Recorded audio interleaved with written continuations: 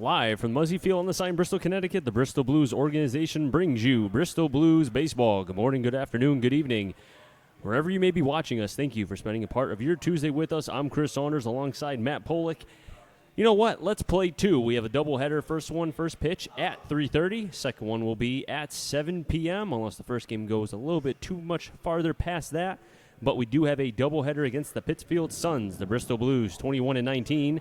And the Suns 22-18. And if you're looking at the overall standings, the Suns are one game behind the North Shore Navigators for first place in the FCBL. The Bristol Blues in third place with 21-19 record, 2 games back, 5-5 in their last 10. The Pittsfield Suns 4-6. I'll bring my partner along, Matt Polick. Matt, first off, it's a pleasure to be back here in the broadcast booth. We were dark for about a week and some change. Yeah, it's been a while. I was driving up here, and I was like, wow, it feels like forever since I've sat behind a mic and talked. I bet people have missed listening to me. That's honestly what I thought. Not that I necessarily missed it. I did. But, more so for the people that listen to us, I was like, God, they must miss me so much. And it's a pleasure to be back here. I mean, we had an opportunity to go to the All-Star game for the Futures Collegiate Baseball League. We saw a lot of the Bristol Blues players pitch well. Sadly, a couple of the guys who were on that team, Dominic Nyman and Will Nowak, are not here anymore because of their elbows were barking. So they are no longer on the team. There are a couple new players. One of them is actually starting game one, Reed Pegram, which we'll get to a little bit later. We know his parents are watching as well. If they're not watching yet, we'll make sure we say this again. But thank you to the Pegram family for spending a part of your day to be able to watch this game live on the Bristol Blues YouTube channel. But this is a Blues team that now has lost JT Mounts. They've lost Nyman. They lost Parker Upton before even the All-Star game. So now this is the time of the year where players are either going because of injury, their coaches like JT Mounts.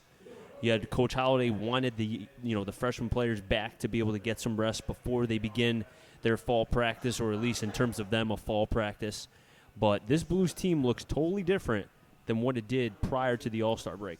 Well, you mentioned, Mounts, Upton, Nyman, Nowak. They have brought in guys. The bullpen is still a little short. You'd like a couple more arms out there, but they brought in, Pegram to start this game.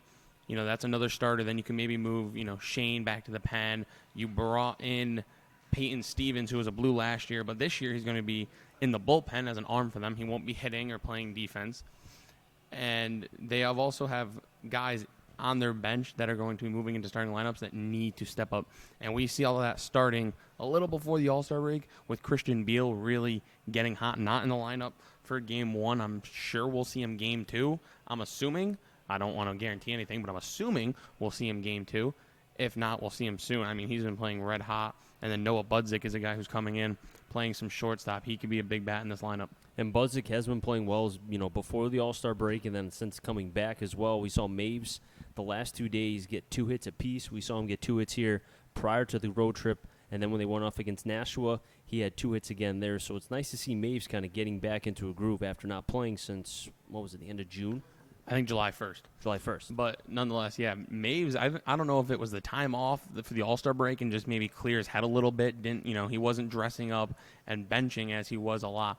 He got to clear his head a little bit. He comes in, and he's been fired to start this, quote-unquote second half. I know it's not quite halfway exactly. I think we have a shorter second half. But nonetheless, he has been playing super well, finds himself in the lineup again here today for game one of the doubleheader, and he looks to stay red hot. Now, the game yesterday was postponed due to rain. That was against Nashua, and we do not know if the game will be made up either Wednesday or Saturday because that's the last 2 times the Blues do play Nashua. So right now it's just a one-gamer on Wednesday as well as on Saturday. But we talk about the standings of which the FCBL is kind of, compared to last year, it was very top-heavy. This year it's a lot different, except for the one team in Westfield.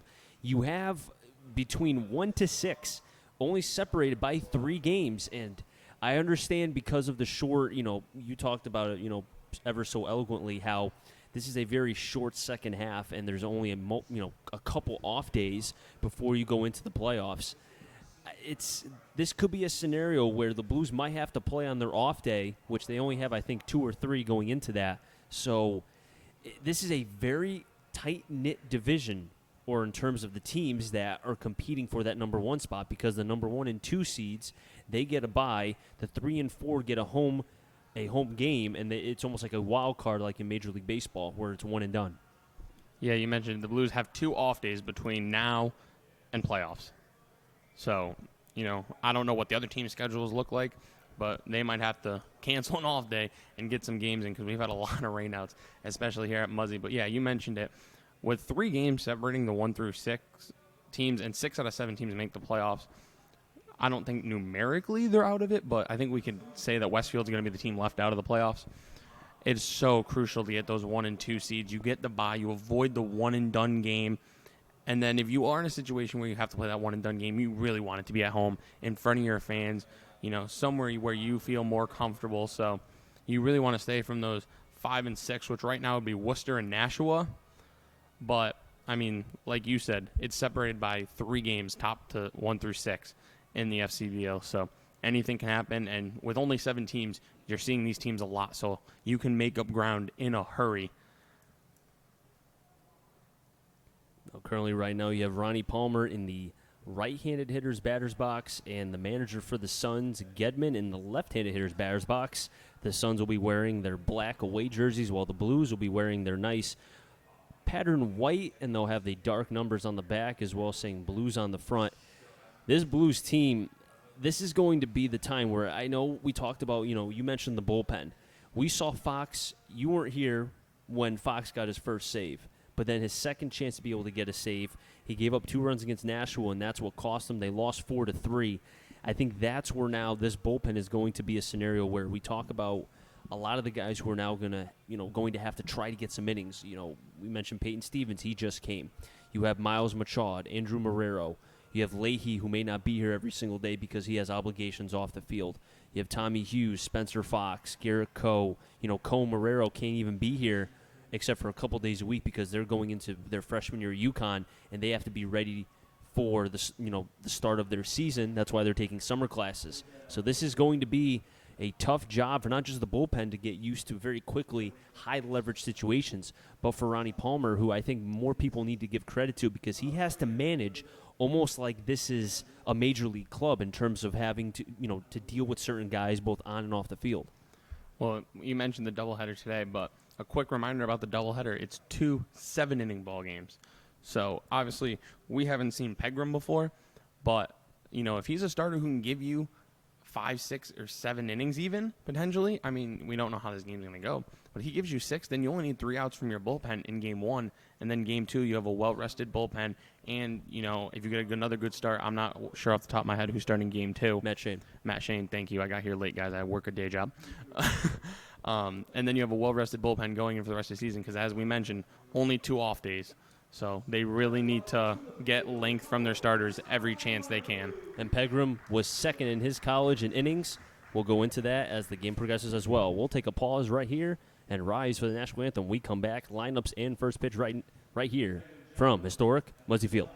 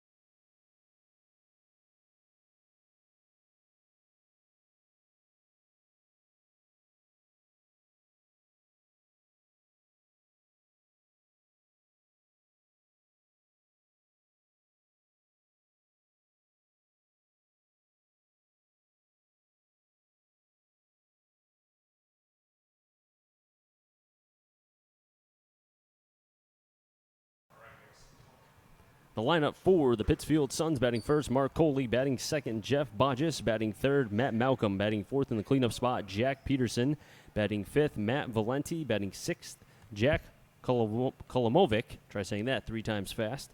Batting seventh, Taylor Beckett; batting eighth, Dom Hughes; and batting ninth, to round out the order, Nate Cormier. The defense for the Bristol Blues: left to right in the outfield, Orzechowski, White, Miller; in the infield, Maves, Budzik, Roth, Reynolds. That's third to first. Behind the plate, the Villanova product, Will Reiner. And on the mound, making his Bristol Blues debut, Reed Pegram. Pegram, a 6'3", 190-pound right-hander from Kenny, Iowa, College of William Jewell College. In his collegiate career, or thus far in his sophomore year, he finished with 58 and a third innings pitched, 86 hits, 20 walks, and 32 strikeouts. Those numbers to me speak that he's a contact pitcher, probably will throw a lot, everything but the kitchen sink, and we'll have a defense that is a .957 fielding percentage, 62 errors. So this Blues team has been getting better defensively as the season has gone on, but they're going to have to be at their tip-top shape as, at least from the numbers, Pegram will pitch to contact. And this isn't a knock on Kyle Maves at all, but Buddy Dwayne, I think, is the best defensive third baseman the Blues have. I mean, we've seen him make barehanded plays. We've seen him go glove side, empty hand side. He can make the plays all over at third.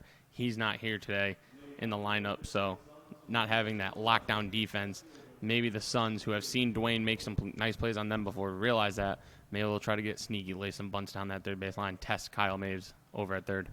And Pegram's going to have to face probably one of the better hitters in the FCBO, Mark Coley, batting first, batting .278, 7 home runs, and 23 RBIs.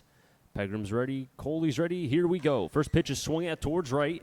Miller on the run, but it's going to be foul. And we're underway. You mentioned Coley with 7 home runs, Chris. We went up to Pittsfield for that All-Star game, and that field plays left-handed hitting. Coley, obviously, you see, is a right-handed hitter, and he's got 7 home runs. It's not easy for a ready to poke one out of there. Lefty's a different story, but right-hander, it's pretty deep way. The 0-1, swing and a miss, 0-2. And we saw Coley susceptible to the off-speed stuff.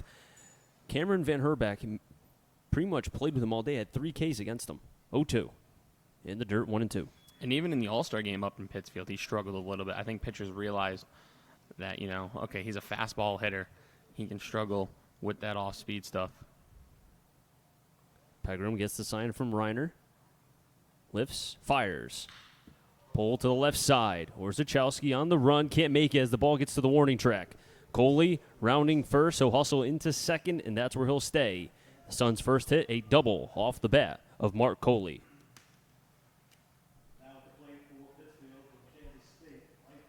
And that will be Coley's 10th double of the season.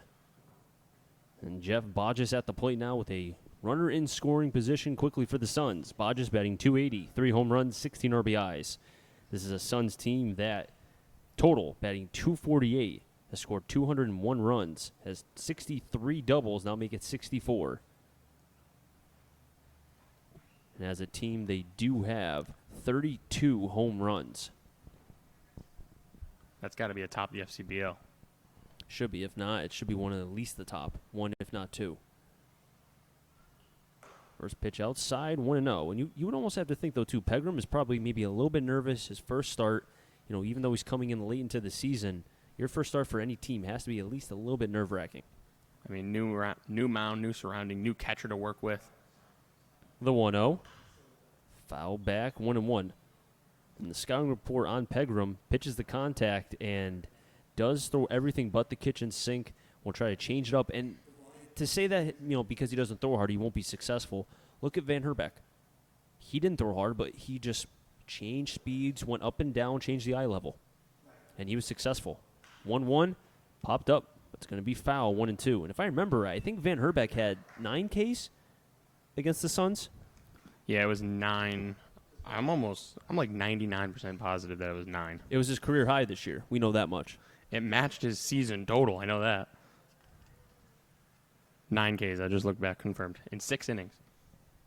Pegram ahead in the count, 1-2 on Bodges. Stares down Coley at second, the 1-2.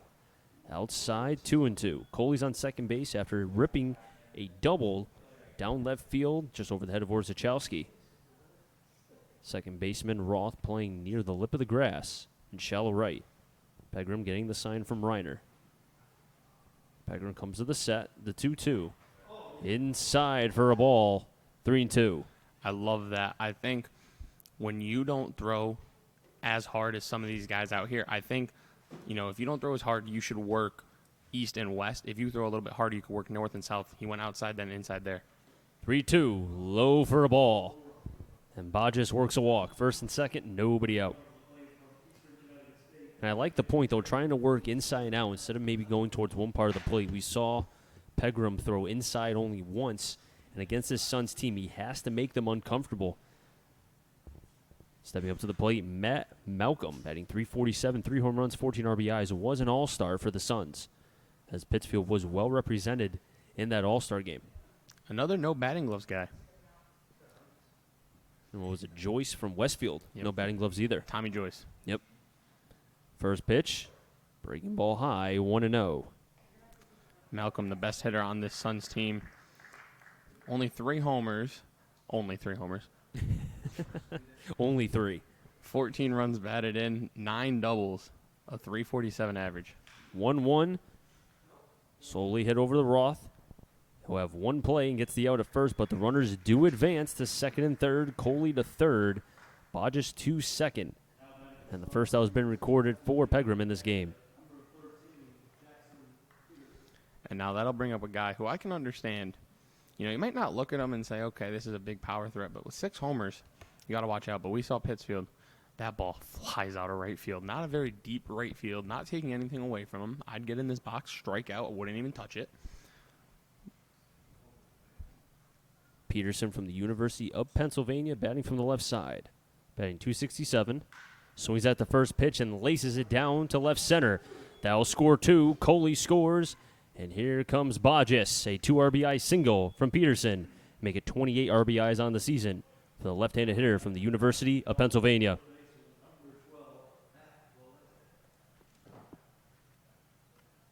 And Pegram has an ERA. Matt Valenti at the plate, batting .250. Peterson on at first. Pegram fires a ball low, 1-0. And you could tell that Peterson was looking for a first pitch fastball as he knew Pegram wanted to try to get ahead, especially after what happened with the last couple batters. Peterson's going. On the shift, Roth able to recover. Tries to attack. Peterson can't. Over to first. Gets the out. And it looked like Roth was going to cover the bag with Peterson going, but the ball just was hit slow enough and right towards Roth. He tried to attempt to tag Peterson, could not, but was able to make the throw to Reynolds for the second out.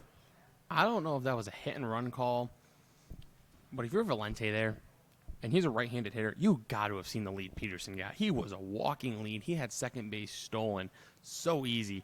I don't know why he didn't take the pitch, let him get into scoring position. First pitch low to the number 6 batter, Jack Kolomovic, batting .307. But I'm sure the Blues will take it out away here from getting out of this first inning without too much damage done on the scoreboard. Pegram pauses. Fires it in. And it'll be fouled back off the bat of Kolomovic. 1-1. Taylor Beckett on deck. Dom Hughes on double deck. Now the Suns scoring 2 runs off the bat of Jackson Peterson on the play. Coley and Bodges both score. And this is a 7-inning game, both Game 1 and Game 2, so those runs could be crucial as this game continues on. The 1-1, breaking ball outside, 2-1. Yeah, in a 7-inning ball game, if you can jump out to a lead early, you almost deflate them. If their starter can come out, have a shutdown inning, get your offense back out there, score a few more, and then all of a sudden the Blues are down to 15 runs to work with. Swing and a miss, 2-2. Have not seen a lot of swings and misses early in this game. And it seems like Pegram trying to be able to find that strike zone, as you said. New mound, new team, new field, just trying to get accustomed. And already he's given up 2 runs against the Suns. The second place Pittsfield Suns. 2-2. Swing and a miss. Pegram gets his first strikeout, but does surrender 2 runs on 2 hits. And that second hit off the bat of Jackson Peterson, his 27th and 28th RBIs of the season. but one runner was left stranded. We head to the bottom of the first, and the Bristol Blues will try to answer back. Chris Saunders alongside Matt Polick, Jack O'Donnell manning the controls, and Connor doing the field camera.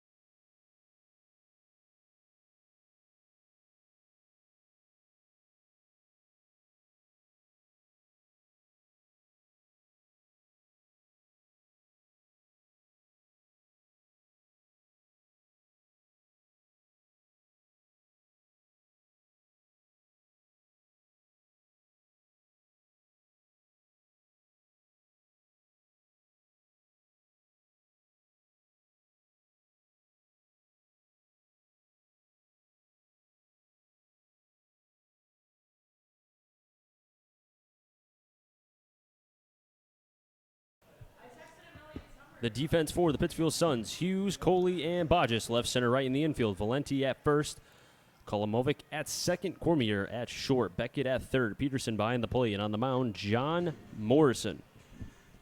The lineup for the Bristol Blues in Game 1 of this doubleheader, leading off the center fielder Austin White, no surprise there. Behind him, the shortstop Noah Budzik. Brandon Miller, the right fielder, bats third. In the cleanup spot, the first baseman Dylan Reynolds. Sam Loda, the designated hitter today, batting fifth. Kyle Maves, the third baseman, bats sixth. Batting seventh, the left fielder John Orzechowski. Will Reiner, the backstop, batting eighth. And rounding out the order is the second baseman Danny Roth. John Morrison, 2-1 with a 2.45 ERA. 4 games started, 8 appearances overall, 29 and a third innings pitched. 8 runs, 20 hits, 42 strikeouts, 14 walks. Was an all-star for this Pittsfield Suns team. He's 6'3", 205 right-hander. Does go to URI, so a little bit of URI action going on between Morrison and Austin White. And he's from Hadley, Massachusetts. His last appearance, July 11th against the Navs. He was roughed up, gave up 4 runs in 5 innings. 8 hits, 1 walk, 6 Ks. First pitch outside, 1-0. And you would think Morrison knows that White's going to try to do that little fake bunt every single time. Yeah, we have a lot of URI talent in this game today. White, Morrison. 1-0. White ropes that one into right. Bodges, Coley, and it'll be Coley shifting over to right center for the first out. Right on cue.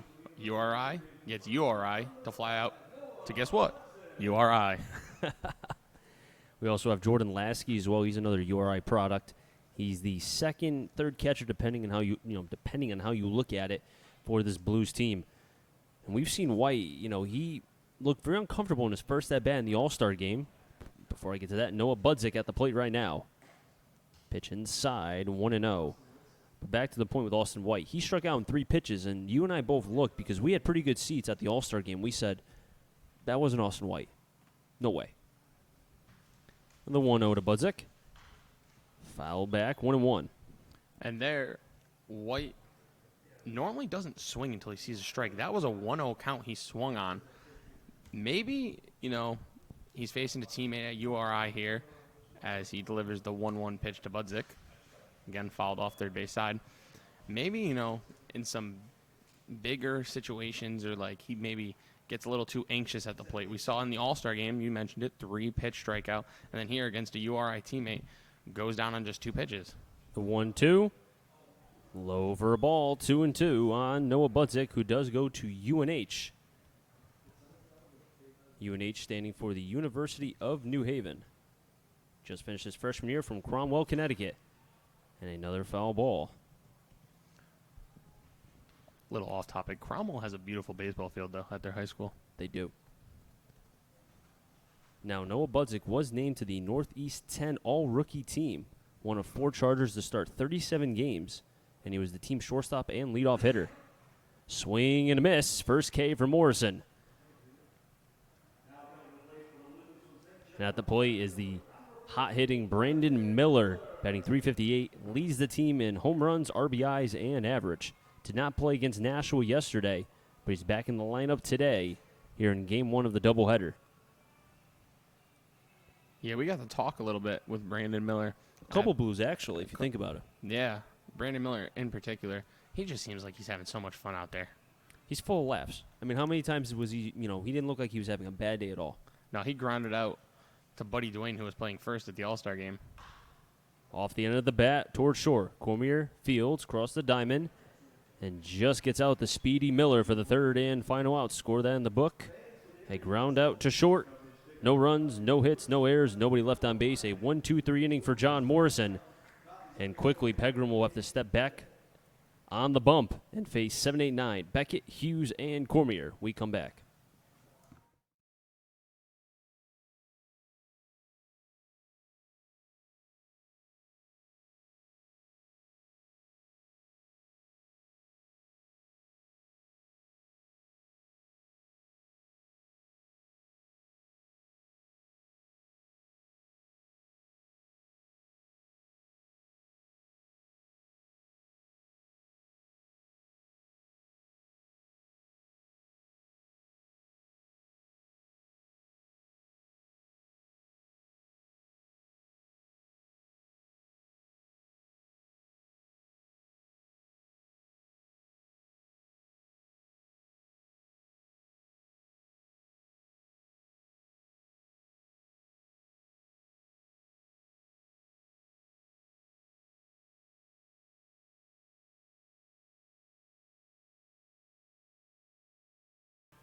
One, two, three inning for John Morrison. Got White to fly out, Budzik to K, and Miller to ground out to short. And then on the mound will be Reed Pegram for his second inning of work. Gave up 2 runs on 2 hits. Trying to find that shutdown inning and keep this Suns team at 2 runs. And he'll be facing Beckett, Hughes, and Cormier. Beckett batting .188 with a home run, 7 RBIs. And before we get to that bat, also like to thank the Pegram family for being able to listen right here on the Bristol Blues YouTube channel, watching their son or nephew or grandson or however who's watching. Pegram going from the windup. Fires in a fastball outside for a strike, 0-1. Beckett wearing number 28, batting from the right side. Breaking ball outside, called a strike. Back-to-back strikes thrown by Pegram, as Beckett is from Princeton University, and he's from Massachusetts. Beckett, 6 foot, 200. The 0-2. Right back over to Pegram. Field his position, toss it over to Reynolds, and a 1-3.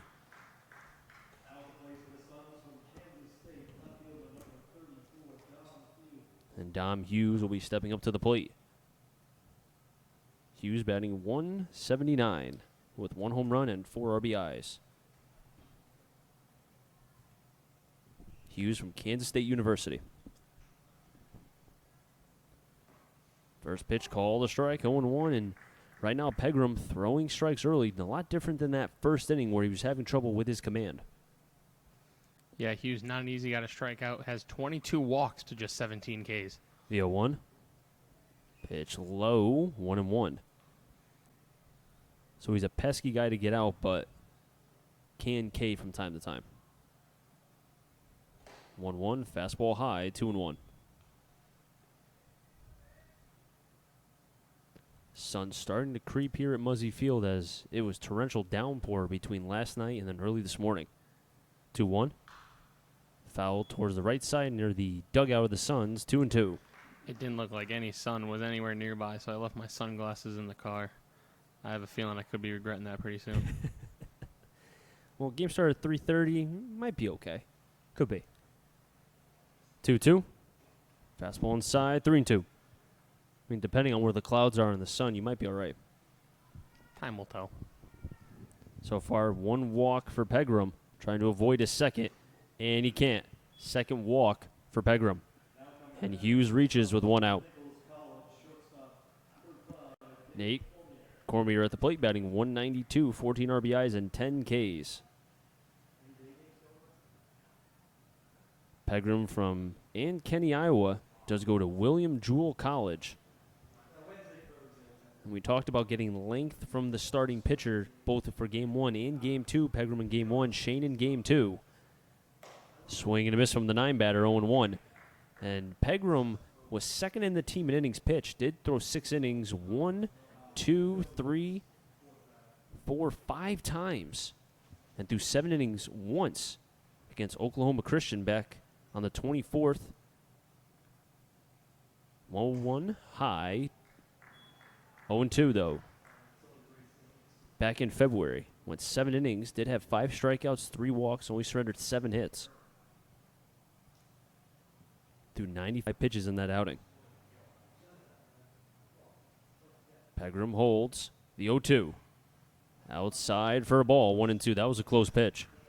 Seems like this umpire's had a fairly tight zone. But he's been consistent with his calls. He's not giving any inches off the plate. Coley on deck, the 1-2. A slider that didn't slide, 2-2. I also wonder if maybe the pitch count might be something minimal for Pegram just because it's his first appearance, having to rush. It might be below 70, I think, that Ronnie would want to keep him at. 2-2, runner stays, swing and a miss. Pegram gets his second K. Cormier goes down. Yeah, I was going to say that. I mean, his last college start was, well over a month ago by now. So you figure, I mean, I'm sure he's not been sitting on his couch eating potato chips, but, I mean. Were you doing that yesterday? No, actually. What did I do yesterday? I worked. And you watched the rain. I did watch the rain. Coley at the plate. Fires in a fastball. Gets ahead quickly, 0-1. Coley led off the game with a double and then came around to score. Was 1 of 2 as Bodges as well when Peterson hit that double. 0-1, runner stays. Slider outside, 1-1. That almost looked like a slurve. See how that pitch moved? Oliver Drake, prime example. That pitch. We have to get into that. Another throw back to first. How about Oliver Drake? Imagine if he could throw that pitch consistently. That thing was nasty. It's a big if.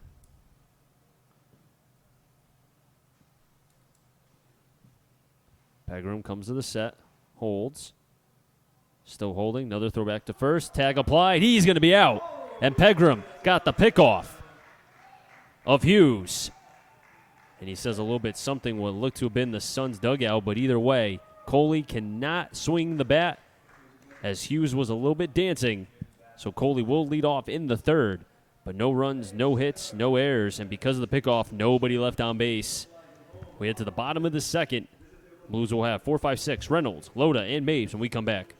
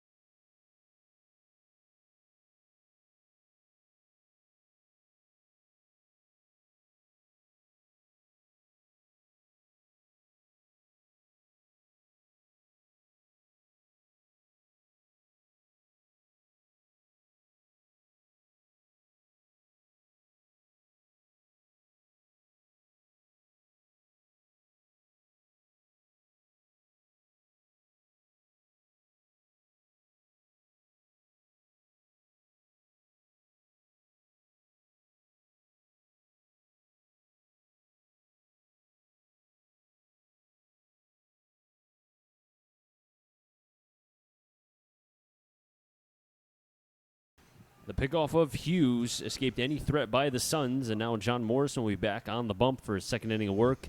We'll have 4, 5, 6, Reynolds, Loda, and Mays. Made them get on John Orzechowski.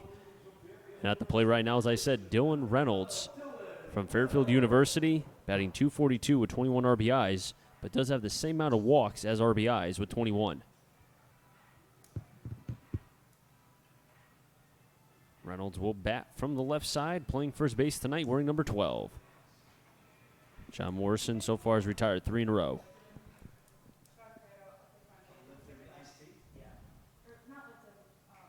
First pitch is outside, 1-0. Chris Saunders alongside Matt Polick, Jack O'Donnell manning the controls, and Connor on the field camera. We like to call him Sunshine.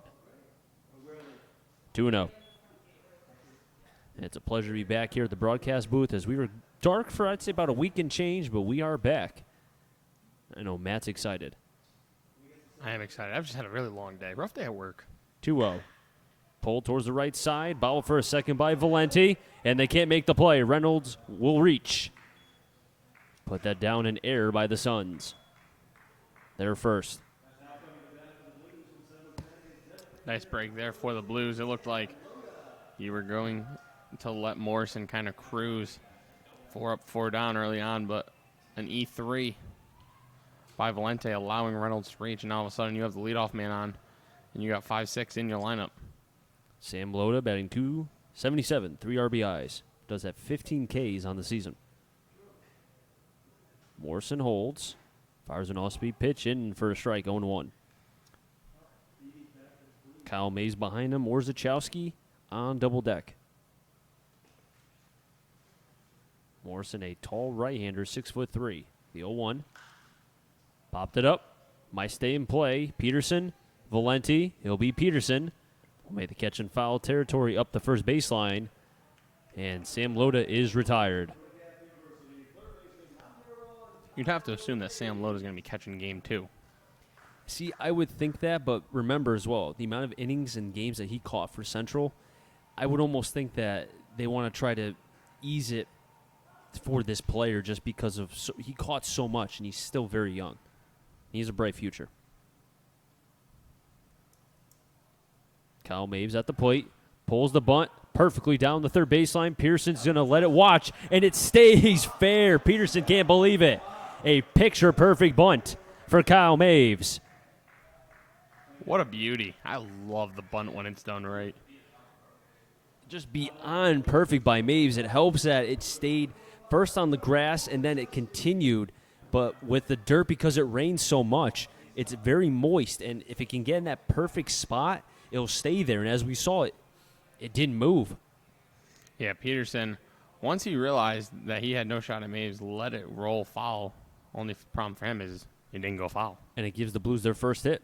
And they have runners on first and second with 1 out. Orzechowski doesn't chase outside, 1-0. Orzechowski batting .229, 3 RBIs. I think Peterson just said something like, I still can't believe that ball didn't go foul.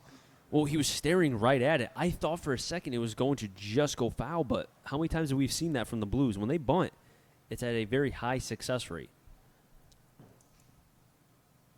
Orzechowski waiting from the 1-0 pitch from Morrison. Swing and a miss, 1-1. I mean, you think about it. Maves with the bunt. We've seen Orzechowski bunt a couple times. Danny Roth did it against North Shore. We've seen Diamond from time to time. This team doesn't bunt that much, but when they do, it does work. And that could bode well for the playoffs. I was going to say, I wonder if playoff time we'll see a little more squaring around, moving runners over, trying to get runs earlier. 1-0. Orzechowski won't chase. 2-1. Orzechowski from Stonehill College. Has not had a lot of playing time, but you would think because of all the injuries and JT Mounts going and so forth, Parker Upton, wow. With them having to leave, that could open up a spot for Orzechowski. And as well, Christian Beal. 2-1, we'll pause as Morrison is staring down Reynolds at second base. He's dancing just a tad. And with Reynolds' speed, he's not going anywhere, I don't think. The 2-1. Fires in a strike, 2-2, and that was the pitch. I think Orzechowski would have liked to have swung at that pitch, but probably was anticipating a breaking ball. Cormier behind Reynolds. Cormier, the shortstop, Reynolds on at second. Maves at first. The 2-2.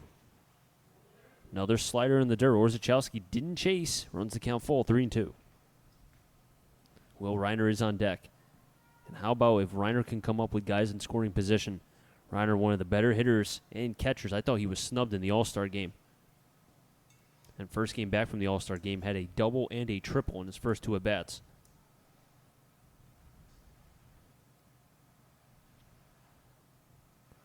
(3-2). Chopper up the third baseline. Beckett only has one play. Throws it over to first. Not in time. Orzechowski hustling down first base. And the bases will be loaded. Second hit for the Blues. Hey, Chris, guess what? What? Can't teach speed. You can't? I thought you were going to hold that off for Casey Bass. Because I know you wanted to say that one of the times we couldn't broadcast. And remember, he stole home. He did. Or no, was it home or third? It was a borderline steal of home. It was first and third, runner on first, got into a pickle. Bass came home. First pitch to Reiner. Outside for a ball, 1-0. Reiner batting .255, 6 extra base hits and 12 RBIs. Reiner behind the plate here for game 1. Blues threatening. Reynolds at third. Maves at second. Orzechowski on at first. Speed at second and first. The 1-0. Nice block from Peterson, 2-0. And Peterson, we forgot to mention, was in the home run derby, but Kumalos, he's got power. Kumalos is from the Bravehearts. He actually played one game here, was 5 for 5 in his first 5 at-bats? It's not too shabby of a day. It's not too bad at all. It's a good week for some guys, 5 hits. Reiner steps out. And now steps back in the box. Infield playing back. Cormier playing near the lip of the grass at short. The 2-0 to Reiner. Call the strike, 2-1. Danny Roth is on deck. Austin White on double deck. The Blues, I think, have to come away with definitely 1, if not 2, and tie this game up going to the third. Only a 7-inning game. You have the bases loaded, 1 out. 2-1, Reiner. Right back over to second. Didn't even have to leap for it. Was Kolomovic. 2 down. Danny Roth coming up with 2 outs. I really thought that was going to sneak over that of Kolomovic. It was close, but not as much launch angle on that ball. And now the Blues still have the bases loaded. Kolomovic listed at 6 foot. Looks a little shorter than that. That's a name. He played on the Suns last year. Danny Roth batting .255. Takes a first pitch fastball, 0-1. Now you're in a situation. You have pretty good speed on second in Maves. A base hit, you're probably trying to score 2 here. Roth with 33 strikeouts on the season has been prone to the K. 0-1, Roth sends that one towards left. Hughes has it camped under, and Morrison will escape the threat as he strands the bases loaded and the Blues can't score.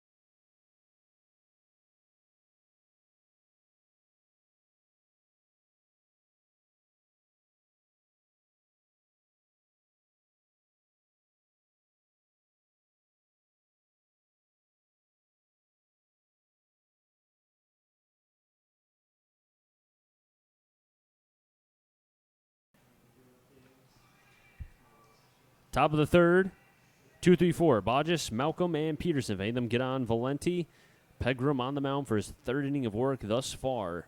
For Pegram does have a couple Ks, 2 walks, but has surrendered 2 runs on 2 hits. Had a much better second inning than he did first. First inning, he faced 7 guys you mentioned, gave up the 2 runs on the 2 hits. Last inning, he walked a batter, but only faced 3 as he picked off Hughes from first on a great move. And that pickoff was even better because Coley was at the plate. And as we know, Coley, 23 RBIs on the season, a URI product, probably one of the better players on this Suns team. And he, as we said, was in the All-Star game and started right field.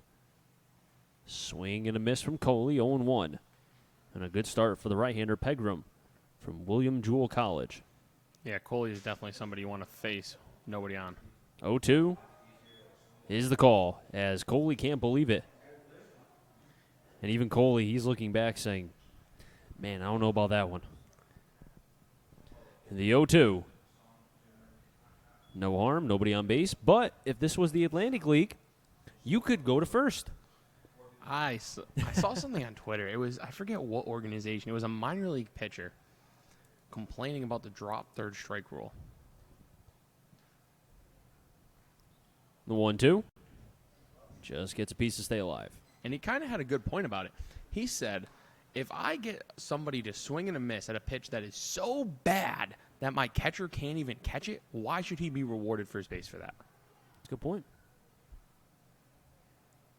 1-2. Breaking ball, call, strike 3. Coley doesn't like it. It doesn't matter. Third K for Pegram. And just to finish off your point right there, I think Major League Baseball is trying to find ways to make, the game, you could say, quote-unquote, fun in terms of action. But I think the proof is in the pudding. Stop trying to prioritize all this home runs. I mean, 35% of at-bats at one point was a strikeout, a walk, or a home run. 60% of the home runs were solo shots.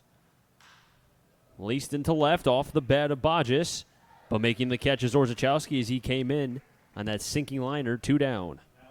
Well, back to the drop third strike thing.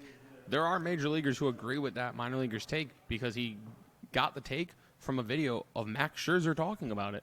So arguably the best pitcher in the last 2 or 3 years is on board with this drop third strike not being a great idea. But I agree. I think the home run, I don't necessarily agree that the balls are juiced, as Verlander might say. Malcolm takes a strike 0-1. I thought it didn't even have to be a third strike. It could be if a pitch is in the dirt, it doesn't matter. Well, yeah. They can just go. 0-1, like right there.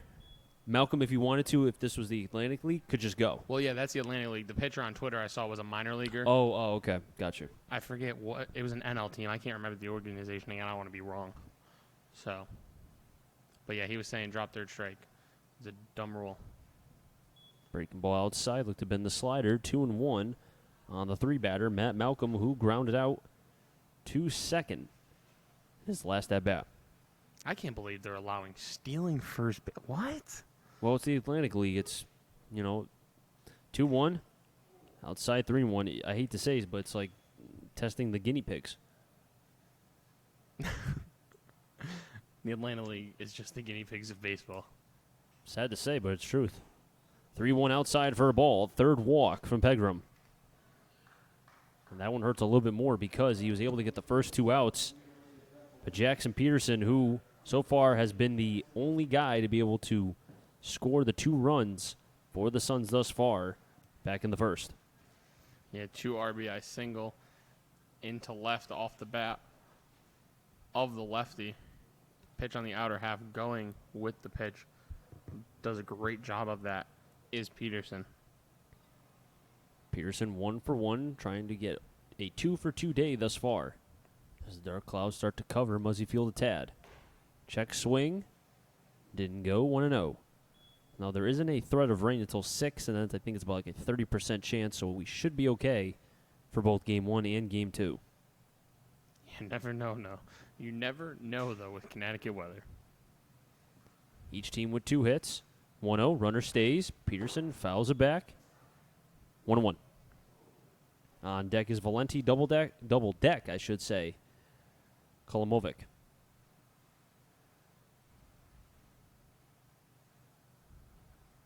Not a big crowd here at Muzzy Field because of the start time, 3:30, but you would think Game 2 might have at least a little bit more people as everyone gets out of work. 1-1 outside, runners going, throw to second. Nobody was covering the bag until the last second, but the missed tag from Budzik. Stolen base from Malcolm. Looked to have been a miscommunication between Roth and Budzik on who was going to cover, but Reiner's throw was pretty much on the money for nobody being there, and Budzik almost had the tag of Malcolm. Well, it was a little bit of a delayed steal, I feel like, or just a really bad jump. That's what it looked like to me. I have to admit, I was looking at the weather, so I didn't see exactly when he got the jump. Pegram pauses, fires in, broken bat towards the right side. Reynolds will field his position and tag first for the 3 unassisted and Pegram escapes what was a 2-out walk and keeps the Suns scoreless for 2 straight innings. No runs, no hits, no errors, and 1 player left on base. We're going to head to the bottom of the third. Suns will have, or rather the Blues will have, the top of the order. White, Budzik, and Miller when we come back.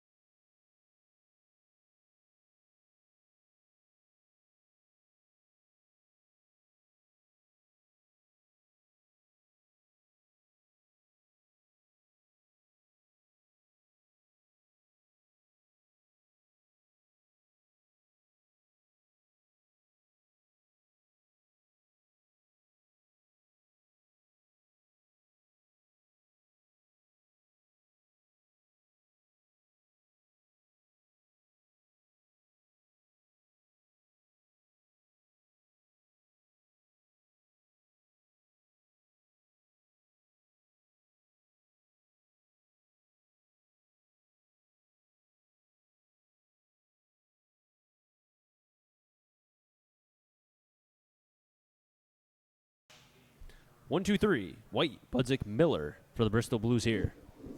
This day in baseball history, July 23rd, 2009. God, I'm old. Mark Burley hurls a perfect game in Chicago, courtesy of Dwayne Wise, robbing a home run in the 9th inning to preserve the perfecto. Mark Burley, what a guy. And the call made by the great Hawk Harrelson. Alexei, yes, and yes. I should have counted how many times he said yes. It's got to be like 16 and a half. I know Hawk was a homer. You know what? That's fine. Not every broadcaster is going to be cut from the same cloth, but you couldn't. I could see why you maybe wouldn't like Hawk Harrelson, but if you hated him because he was a homer, then you know what?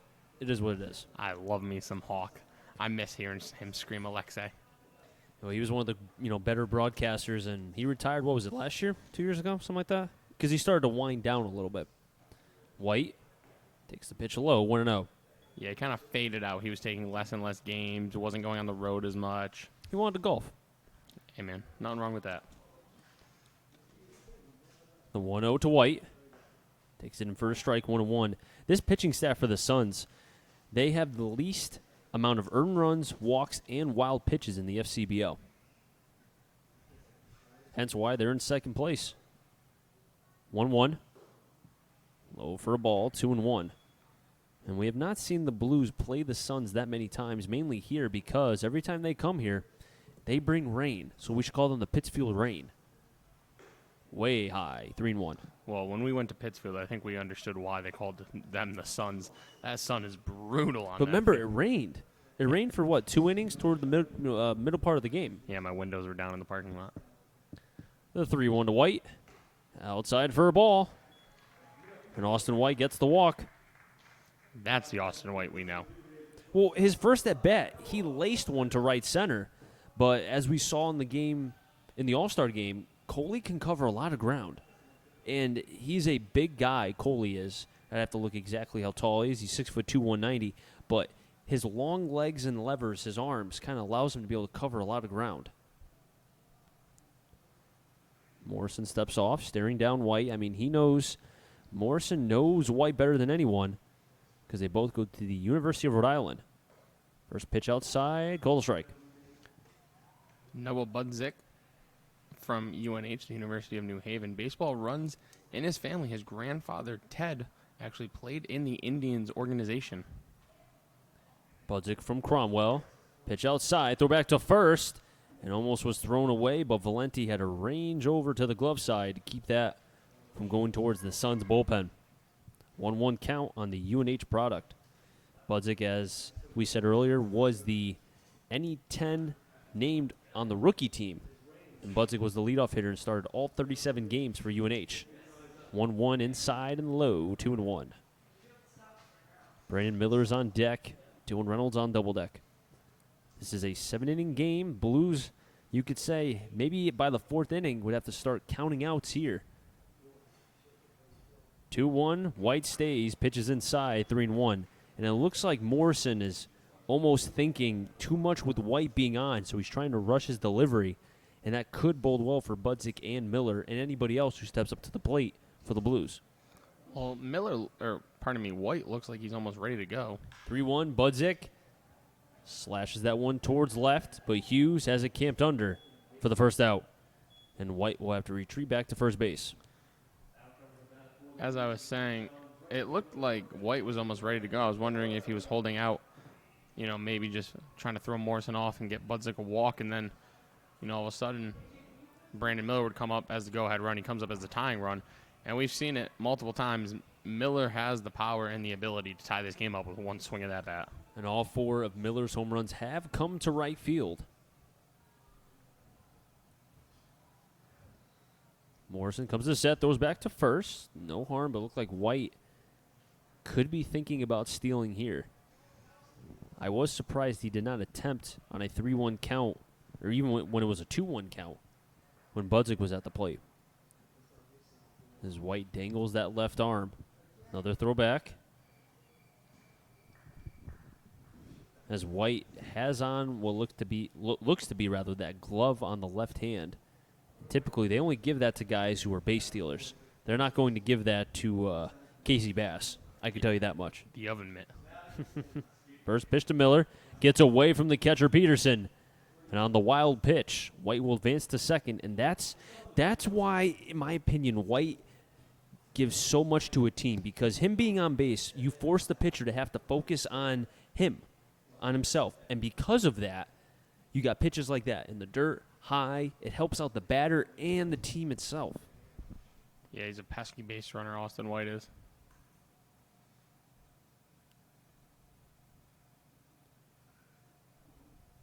One 1-0 pitch on Miller. Way inside. 2-0 Morrison losing the strike zone. Seen a lot of pitches inside, but not very well located from the right-hander. And goes to URI. John Morrison. Miller back in the box. White on it. Second. Cormier near White. Now retreats. 2-0. Miller fouls it back. 2-1. And we saw Miller go up against what was a Bristol Blue, Dominic Nyman, and Nyman struck out Miller. Yeah, a little blue-on-blue crime going on at the All-Star game. And Miller also grounded out to Buddy Duane at first base in that game in the first inning, second hitter of the game. And then Nowak struck out Buddy Duane, another former Blue. 2-1. Swing and a miss from Miller. A few times we've seen him chase this season. 2-2. Instead of it being 3-1, it's now 2-2. I think if you're the Blues, just try to get one right now. I think it's easier to come back from a 1-run deficit rather than a 2, especially with only being 7 innings, both for Game 1 and Game 2. Reynolds on deck. 2-2. Pitches outside. Throw to third. Way offline. White will score, and that's why he's one of the better players in the FCBL. He scored basically on himself and did that practically all on his own. A stolen base of third and then scoring on the E2. Second error for the Suns.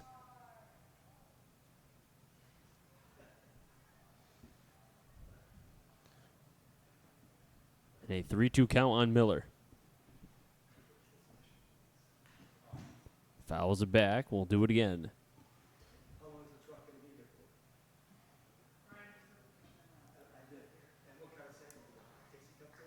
You could really make the case that Austin White did all of that by himself.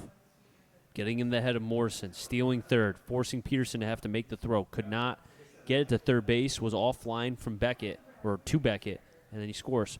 3-2 pitch. Swing and a miss from Miller. Peterson will apply the tag, and Miller goes down via the K. Second one for Morrison.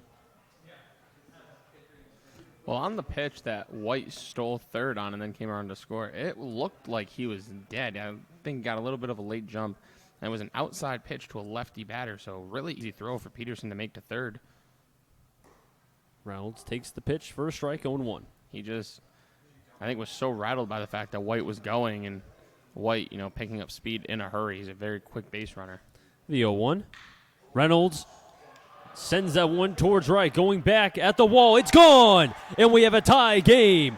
Dylan Reynolds with the solo home run. And it goes towards right field. We're tied up at 2. Dylan Reynolds showing a little bit of pop from the lefty over the right field fence off the bat. The only question I had was if it had the height. When we looked at the replay, it just got over. I'm telling you, right field, it plays to left-handed batters. And Sam Loda steps up with the Blues tying the game at 2. And first strike, 0-1. And now you're playing a 4-inning baseball game, boys. New game. You know who's happy? Pegram. Swing and a miss from Loda, 0-2. Kyle Maves on deck. So the Blues scored 2 runs, an error from the catcher Peterson that allowed White as he was stealing third, and then a solo shot from Dylan Reynolds. The 0-2, way outside, 1-2.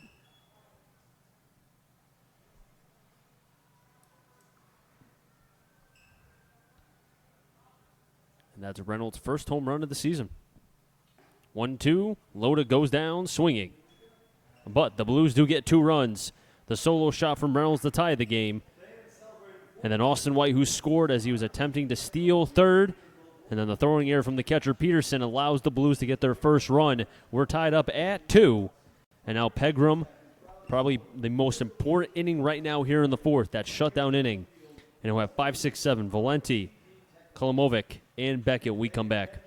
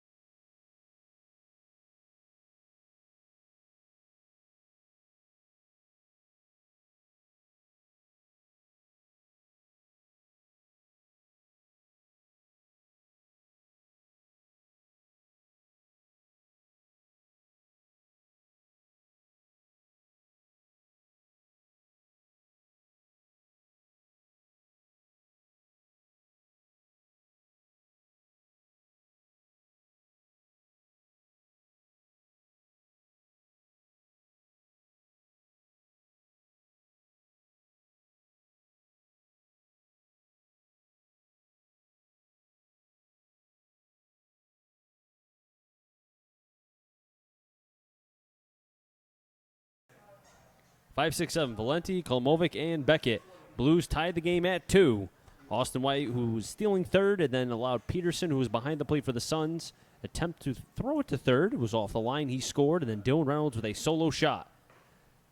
And Pegram, 1-0 count to Valenti. This is probably one of the most important innings for this right-hander, that shutdown inning. 1-0. Off the end of the bat, Austin White, shifting towards right center, will make the catch. 1 down. Well, a good start to this, what he hopes to be, shutdown inning here in the top of the 4th at historic Muzzy Field in Bristol, Connecticut.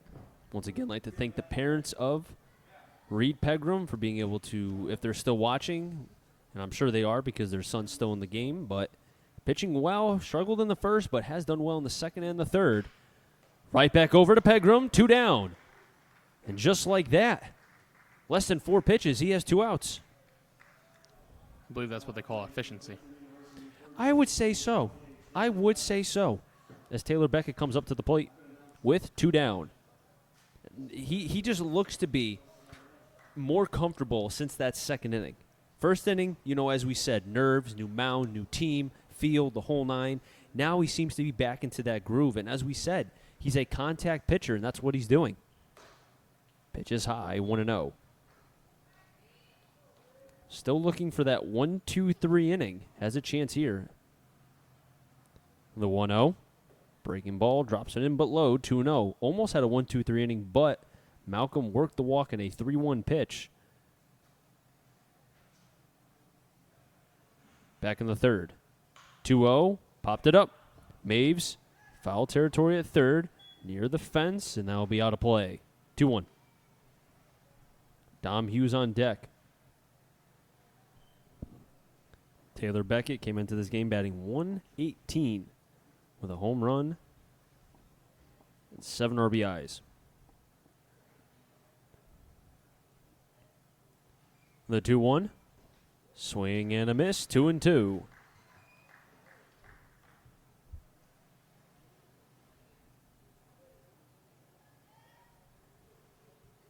Pegram gets the sign. The 2-2 pitch. Swing and a miss. Reiner's going to have to complete the process. Throws it over to first, and the side will be retired. The first 1-2-3 inning for Pegram, as he's not allowed a hit since the first inning, has kept the Suns scoreless in the second, the third, and the fourth. We head to the bottom of the fourth. Maves, Orzechowski, and Reiner when we come back.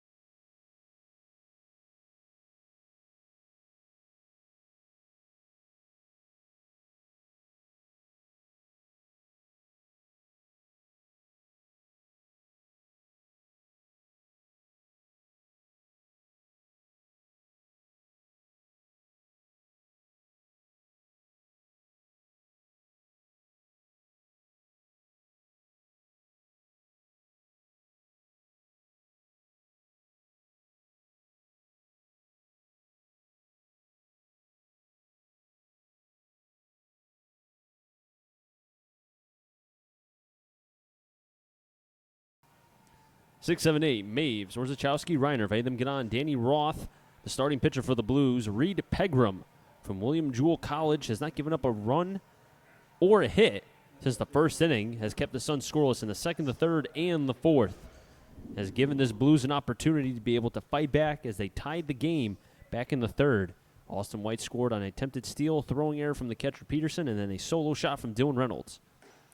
Maves takes a strike, 0-1. He bunted up the third baseline and was able to get a hit as it was a picture-perfect bunt. And Maves, who has had a hit now in 3 straight games. The 0-1, inside, 1-1. Maves does go to the Quinnipiac University, Quinnipiac Bobcats, as they did play in the regional this year. Did beat East Carolina, which was the number 10 team in college baseball. Ground ball towards the right side. Komolovic fields, gets the out at first, 1 down, as Maves is retired. But just to finish my point before Zachowski, who is from Stonehill College, Quinnipiac had probably one of the better years in the program, was able to get a win in their regional play and took what was a 10th-ranked East Carolina team, what was it, I think 10, 11, 12 innings, something like that. It was a very long game. But that program definitely on the up and up. And it's good to see because they're from Connecticut. Orzechowski fouls it back, 0-1. Now, Matt, where did you park? Did you park in right field or did you go? So did I. I figured, you know what, change it up a little bit. I was going to park in the parking lot behind home plate, but the only spots left were handicap, and I am not handicapped. 0-1, high, 1-1. So I'm parked right next to you, actually. Are you? Yep, I'm on your driver's side. That's why we're partners. There was a cop down there. There was a car stopped with a shattered window. Really? Yeah. Jeez. Pitch is a high and in, 2-1. Like shattered window? Like, it looked like a baseball hit their driver's side backseat window. That's not good, especially if there's a chance of rain.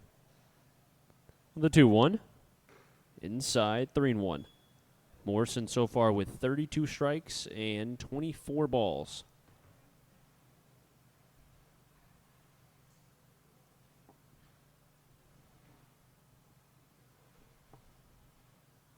3-1. Orzechowski pops it up. But foul behind the press box. Runs the count full, 3-2. Will Reiner's on deck.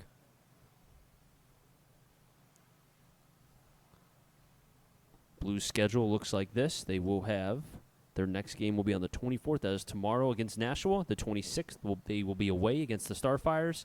And then they return home on the 27th against Nashua again. Pitch is high, and Orzechowski works the one-out walk.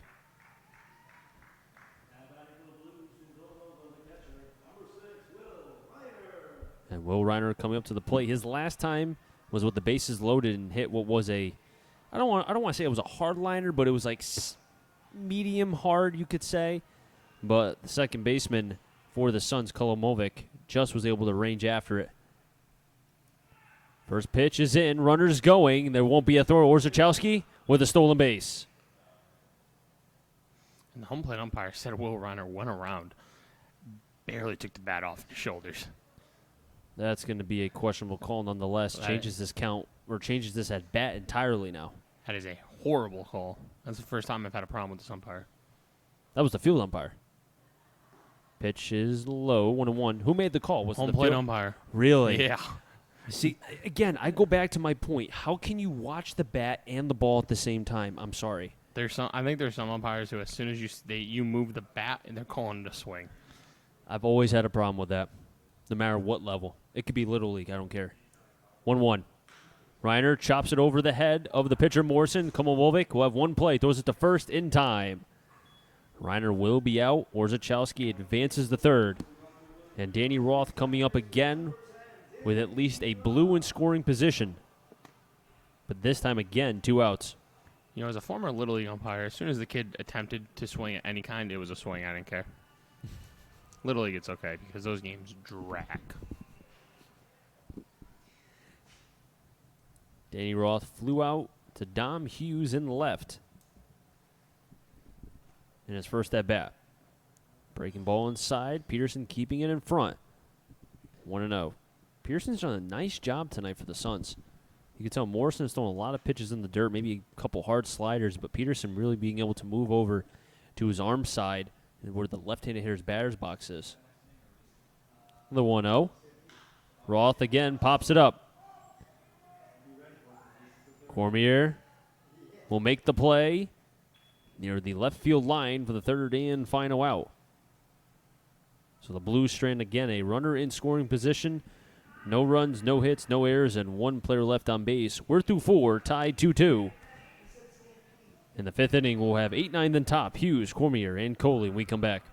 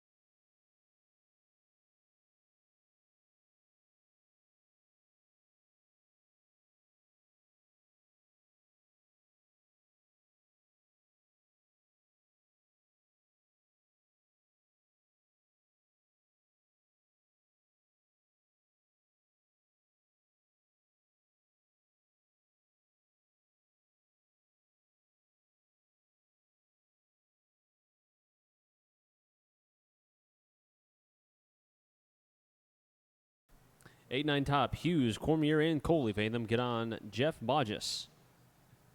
Dom Hughes, the first batter for Pegram here in the top of the fifth. Pegram has not given up a run since the first, nor a hit. High fly ball towards right center. Miller coming in, and will make the play quickly, 1 down. And the pitch efficiency for Pegram continues. 4 straight retired. And you could tell that he is pitching to his strength because of the low exit velocity off the bat for these Suns players. They have not hit a ball hard since that first inning. And that's because Pegram is changing the velocity. Like, you know how we like to talk about Cam Sagan. This is a bigger version of Cam Sagan, just a different side in terms of throwing.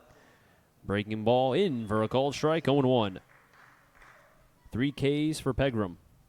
Does have a couple walks sprinkled in there. That's 3 walks for the right-hander, but has been pitching well. 0-1 slider outside, 1-1. Yeah, he's really settled down since that first inning, but we talked about his Blues debut, new mound, new field, new catcher, new uniform, new everything. The 1-1. Slider in for a strike, outer half of the plate, 1-2. Pegram looking for his 4th K. The 1-2.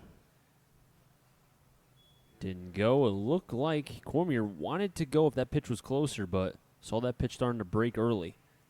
2-2.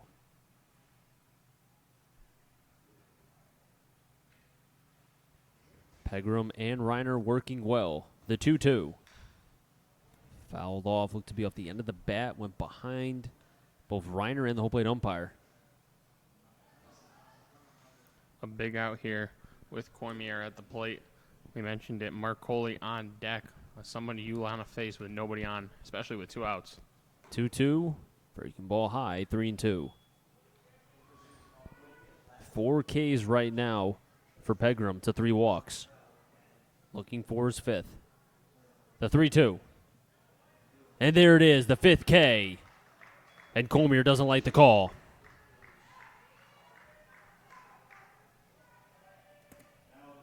Five straight retired for Pegram.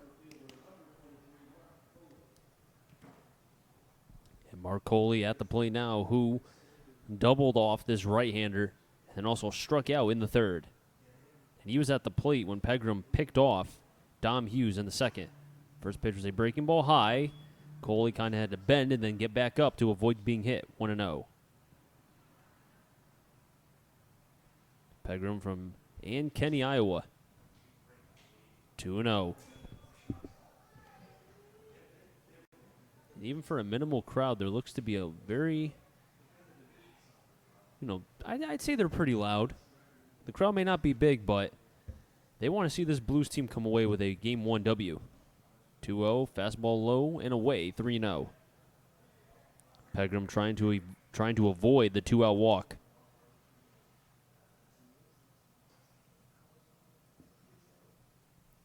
(3-0), 3-1. Pegram has to fight back. As it looks like a couple of these Suns have been unhappy with this home plate umpire's strike zone. But for the most part, he's been pretty consistent, and I'm not the nicest person to umpires. The 3-1. Down the middle, 3-2. And if you're Coley, you're a fastball hitter, and you have a 3-1 count, and it looked like he wasn't ready to swing at that fastball right down the middle of the plate at all. Pitching backwards is Pegram. Coley lines that one towards right center. Austin White and Miller, and it'll be Miller who'll make the play. 6 straight retired for Pegram. And again, has not given up a hit or a run since the first inning. He has pitched well in his Blues debut.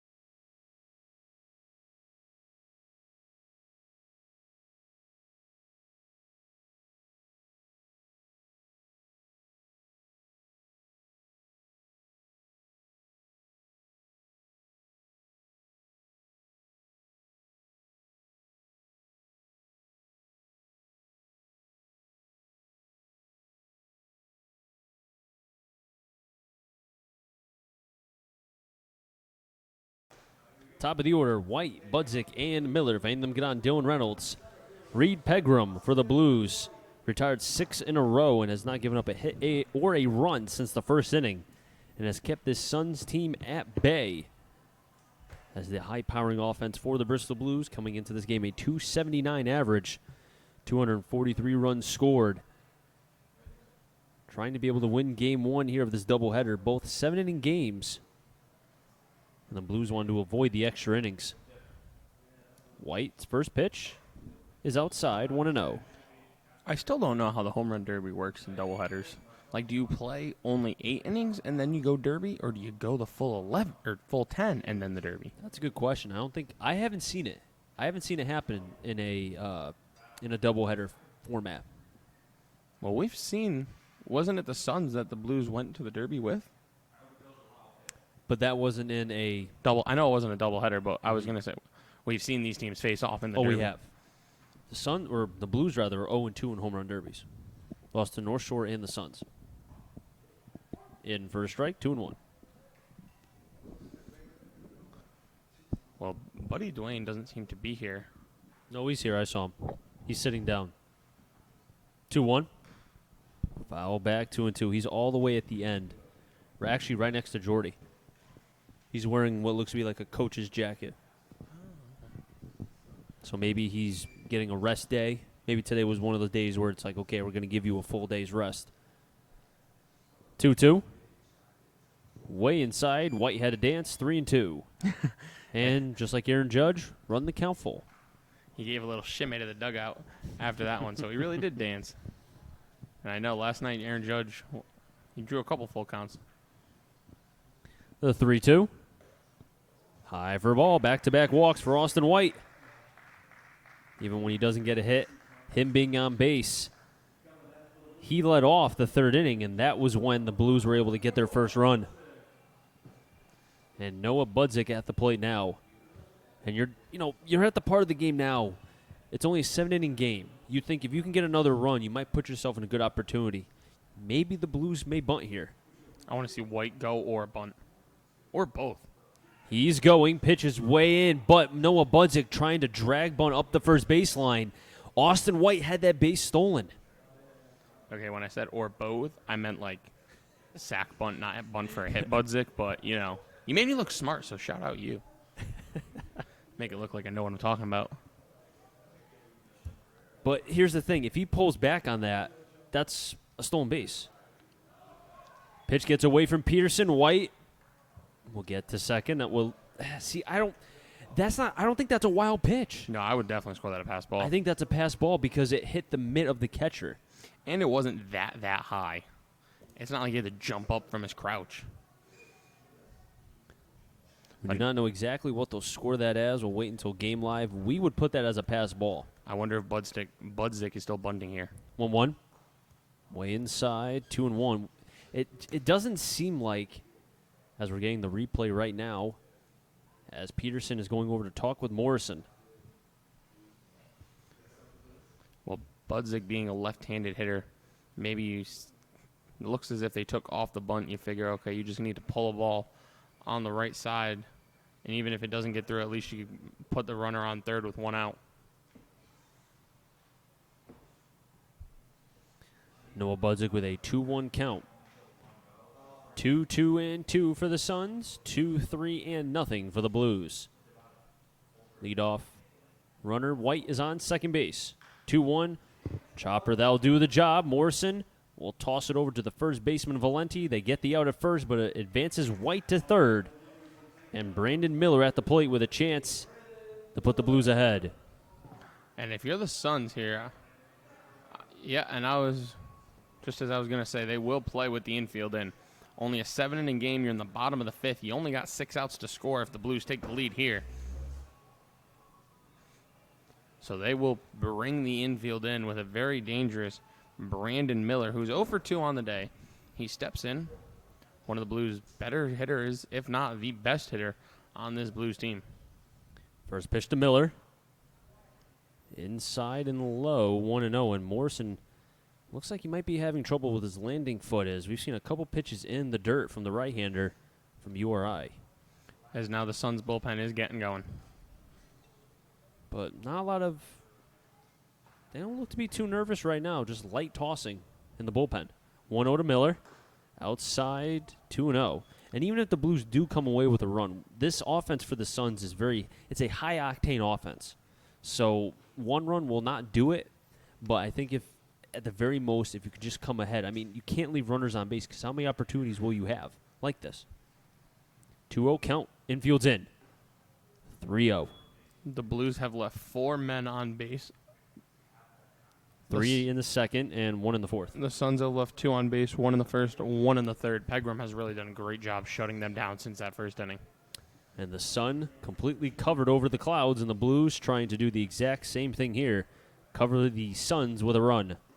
Ball 4, Miller works the walk, and Morrison wanted nothing to do with Miller. Wonder if that's almost an intentional walk to set up a DP here. Because, yes, Dylan Reynolds did go deep, but we also know what Dylan Reynolds does do quite a bit of. Double plays. I didn't want to be the one to say it, just because that J word is going to come out if it happens. And the Blues have grounded out to 40 double plays this season. Trying to avoid 41 here. On third is Austin White. First, Brandon Miller. Dylan Reynolds with a solo shot in the third to tie this game. Reynolds the only one in First pitch, down the middle, 0-1. only one on the team in double-digit double plays. He's grounded into 13 out of 40. Shortstop in second, playing back. Valenti holding on the runner on first. That's Miller, the 0-1. Outside, 1-1. On deck is Sam Loda. Double deck is Kyle Maves. The Blues looking to win game 1 here of the doubleheader between the Suns. 1-1, Miller dancing, and that's going to be a balk. Austin White will score from third, and Miller stutter step going to second. And because of that, Morrison tried to step off, and he did not complete his motion going towards home plate. He balked, and the Blues have a 3-2 lead. A misplay from the Suns pitcher, and Morrison knew it.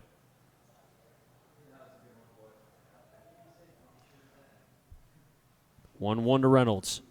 Swing and a miss, 1-2. What a way to take the lead. I don't even think Miller wanted to go until the last second, and he slipped, and he was going back when Morrison was stepping off the plate. And his teammates were saying, off, off, off. 1-2. Over to short. Cormier will have one play, and they get the out of first. And if that, I know it's hard to predict the future as advancing to third is Miller. If that balk, let's say, doesn't happen, that's a double play, and we're out of this inning. I was thinking the same exact thing. I know it's hard to have the preconceived notion of, okay, that's exactly what the pitch selection would have been, but still, though, Blues got a break.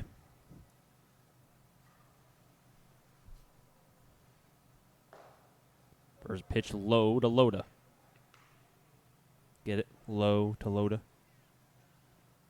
So funny, it made me yawn. Tough crowd. Tough crowd. Loda pops it up. Peterson will walk about 3 steps behind home plate, but it'll be foul. 1-1.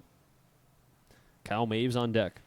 Orzechowski on double deck. Blues with a 3-2 lead now. And this is the game now where, if you think about it, Pegram has been in a groove. You just keep him going. It's his game. Nobody in the Blues pen. 1-1. Outer half of the plate. Call the strike. 1-2.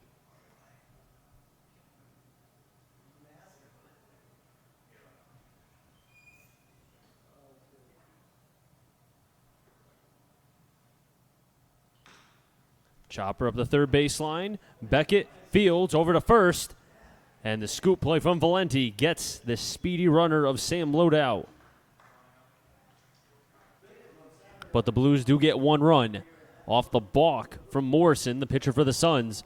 And they lead now 3-2 as Pegram has his first lead as he steps on to the bump for the Blues. And we'll have 2, 3, 4. Bodges, Malcolm, and Peterson. We come back.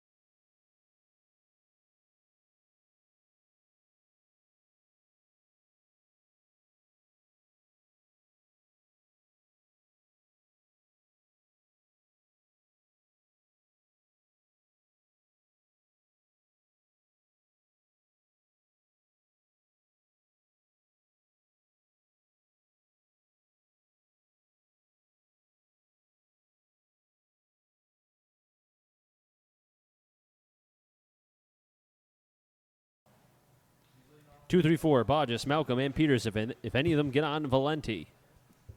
And Pegram. First time in his career with the Blues, although it's his first start, that he has a lead being on the bump. First pitch to Bodges. Outside, 1-0.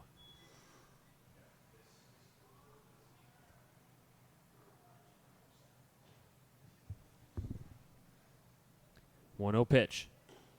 Up high, 2-0. And I wonder how short Pegram's leash is here in the 6th now that the Blues have a lead 6 outs away from a victory. The 2-0. 3-0.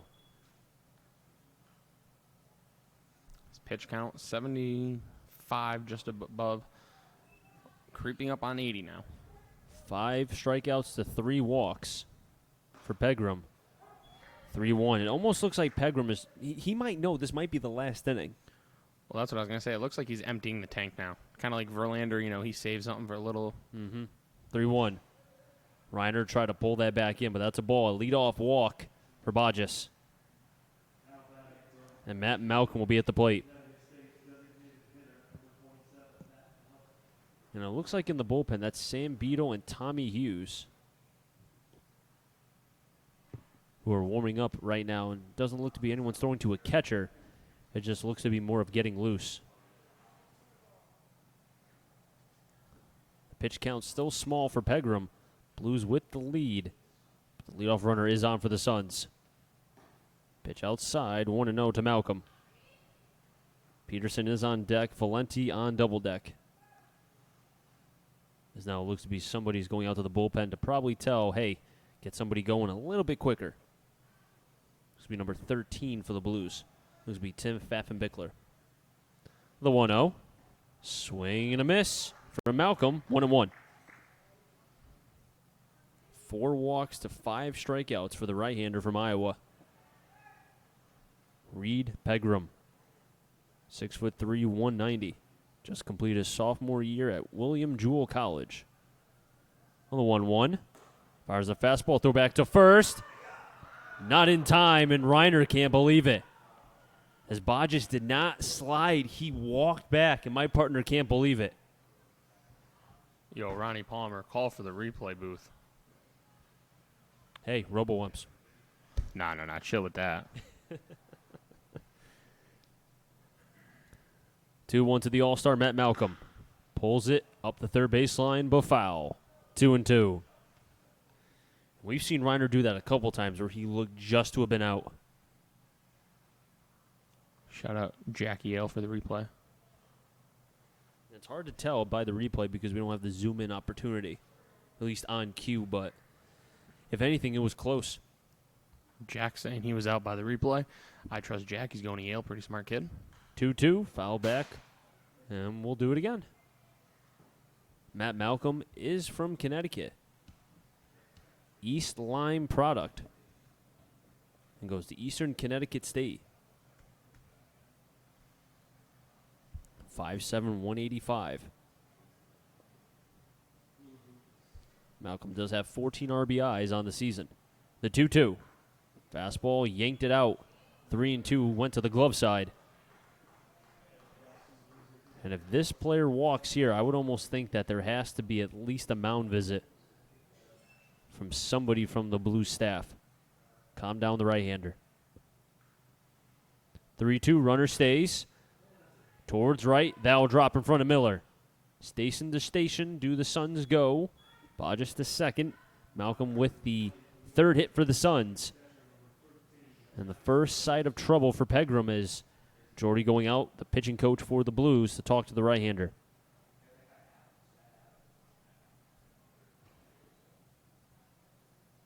And that is the first hit given up since the first inning. So Pegram being very efficient right now, but you always see that sometimes when the team gives you that lead or, any sort of run, sometimes it's hard to be able to keep that down. And I'm sure that Pegram is fighting right now to be like, you know what, let me get out of this. Yeah, that shutdown inning has been a struggle all year for the Blues, it seems like. It feels like they play a lot of seesaw games. Tommy Hughes is warming up with the catcher, Jordan Lasky. Still nobody out for the Blues here in the 6th. A walk to Bodges and then a single to right from Matt Malcolm with Jackson Peterson, who had the one out double or single that scored 2 runs. Was the lone player for the 2 runs for the Suns here, trying to at least tie this game back. Fires in a fastball, does Pegram, but it'll be foul, 0-1. Matt Valenti is on deck for the Suns.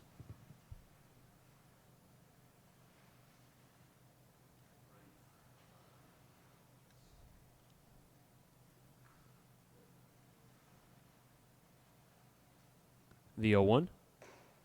1-1.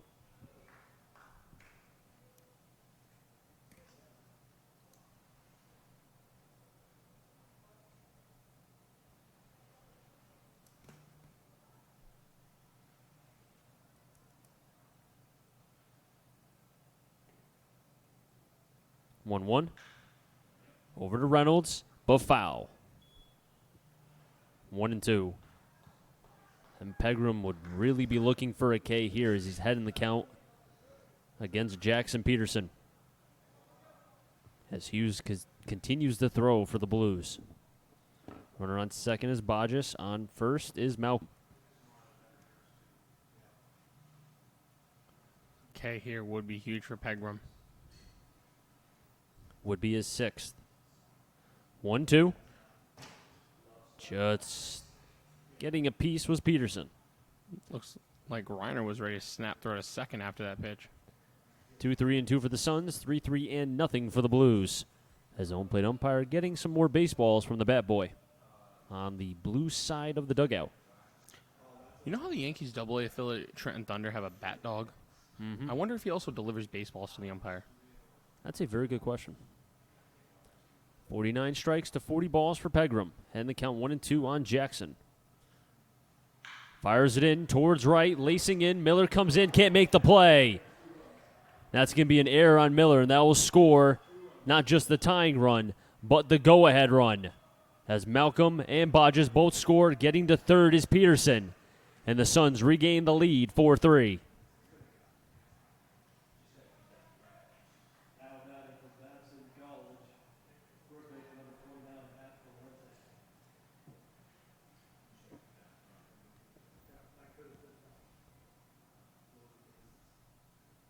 And at worst, that could have been a play where it would have been the bases loaded with nobody out, but instead, now the Suns have regained the lead again as Ronnie Palmer going out to the mound, and he will be making a pitching change.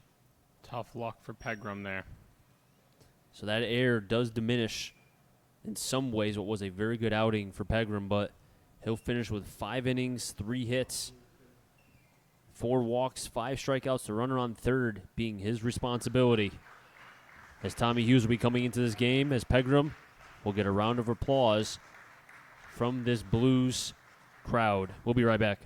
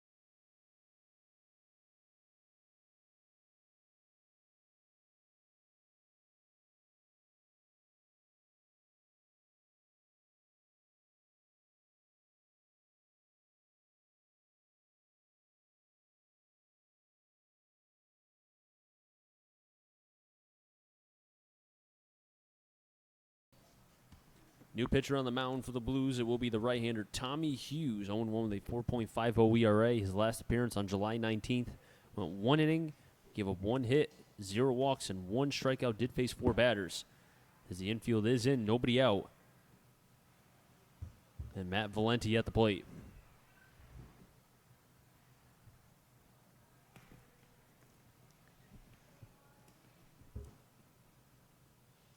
First pitch breaking ball up the middle, and that will score Jackson Peterson. Valenti with his 15th RBI of the season.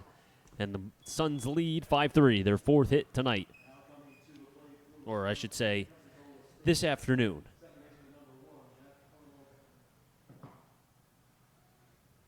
As Jack Kolomovic will be at the plate.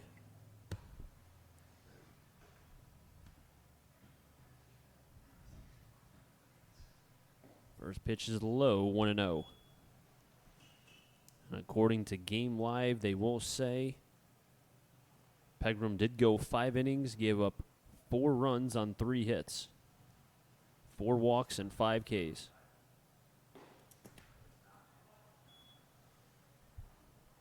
Two-0 count. It will be 5 runs once it's updated, which it is now. Because that runner on third was technically his responsibility. Taylor Beckett on deck. Check swing goes foul, 2-1.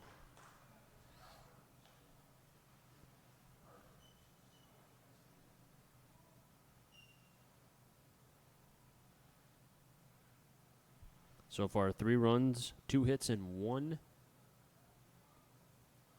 big mistake for the Blues. Pitch outside, 3-1 is Miller. We can go back and forth on what coulda, shoulda, woulda been, but regardless, the Suns do get 3 runs. 2 after that play, and then another one coming off the bat of Valenti. 3-1. 3-2. Foul tipped into the mid of Reiner. So the Blues will have 6 outs left to at least tie this game, if not come ahead. As I would almost think that Morrison will come back out, as the bullpen has now gone quiet for the Suns. 3-2. Outside for a ball. Reiner try to pull it back. And Hughes gives up the walk. Komalovic will reach to first on the walk. Advancing to second is Valenti. And Taylor Beckett at the plate, who's 0 for 2.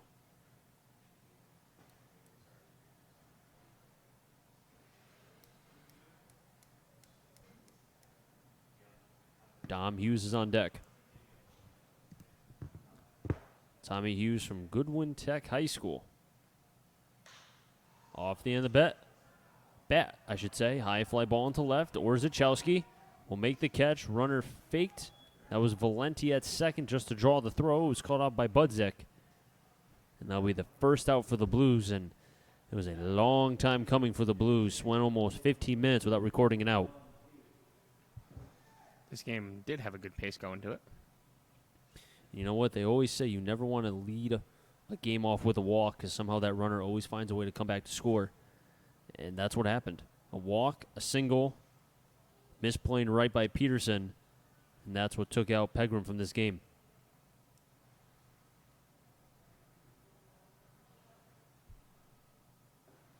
Breaking ball in for a strike, 0-1.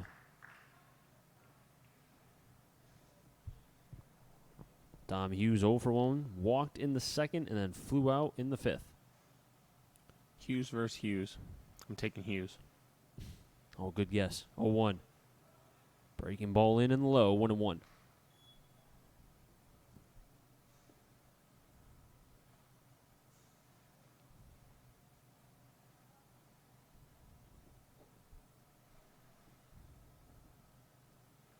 I can't believe the Suns wear white pants on the road. Was a White pants are for the home team. 1-1. 1-2. Visitors should wear gray. Well, I mean, you can go tell the Suns organization that. I will. As your hat is, I don't even know how to describe it. It's like half on, half not. 1-2. Gets away from Reiner. He can't find it. And then as he finds at the last second, the runners will advance on the wild pitch. Valenti to third. Kolomovic to second. Once again, the Blues infield will come in. Only one out, and as you said, the pace really slowing down. I gotta have time to get food between games. Starving. 35, Sam Beadle warming up as time was called. Couldn't tell if it was the home plate umpire or the batter that called time. That's Hughes, but regardless, time was called as Beadle continues to warm up for the Blues. Hughes asked for it. Umpire granted it. Infield is in. 2-2 on Hughes. Curveball outside. 3-2. And the one thing that has hurt the Blues pitching staff this season has been the walks.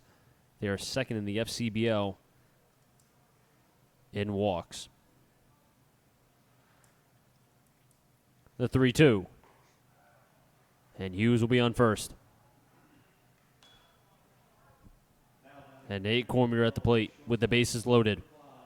And has a chance to really put a dagger in this Blues team early as the Suns lead 5-3. And a win like this, not only huge for the Suns, but huge for a doubleheader in Game 1. I mean, it just takes everything out of the Blues, and they've got to come back and play another 7-inning game later tonight. Not even later, like in less than 40 minutes. Swing and a miss, 0-1. Cormier is 0 for 2 with 2 Ks. Well, assuming this one doesn't go too slow, they should have about an hour between games. Beadle continues to warm up for the Blues. 0-1. Curveball, 0-2. Good pitch from Hughes, having to bear down here. Mark Coley on deck. If Coley finds a way to get on, if Cormier does not ground out to a double play, they will bat around the Suns. 0-2. Outside for a ball, and that's the same pitch that Cormier struck out on back in the 5th. Same pitch and spot.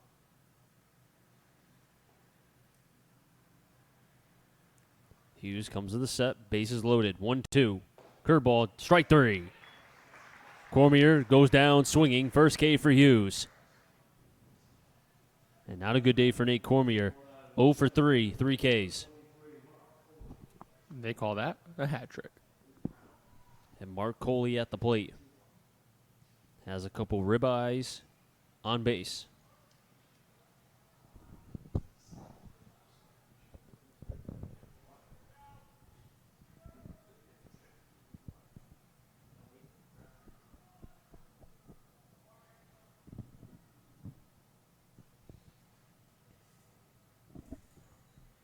First pitch to Coley. Curveball foul. 0-1. Blues will have in the bottom of the 6th. 6, 7, 8. Maves, Warshachowski, and Reiner.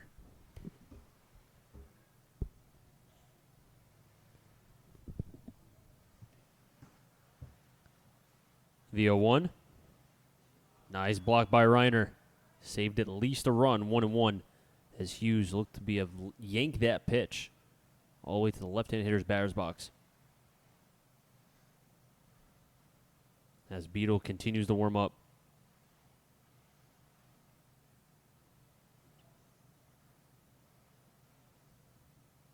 One. Popped it up. Budzik towards left. Shallow left center will make the play, and Hughes escapes what was a bases-loaded jam. But the Suns do get 3 runs on 2 hits, 1 big mistake in right field from Brandon Miller. But they do strand the bases loaded due to the Blues and keep the Suns at least at a 2-run gain and the Blues a 2-run deficit. The Blues will have Maves, Warshachowski, and Reiner when we come back.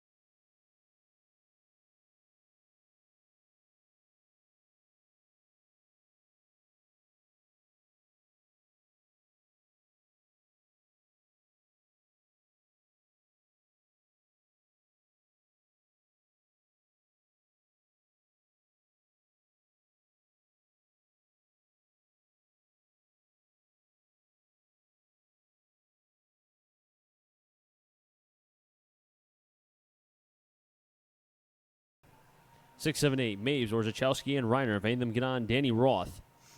As John Morrison is back on the bump, as the Blues were able to give up what was a 3-2 lead as the Suns score 3 in the top of the 6th.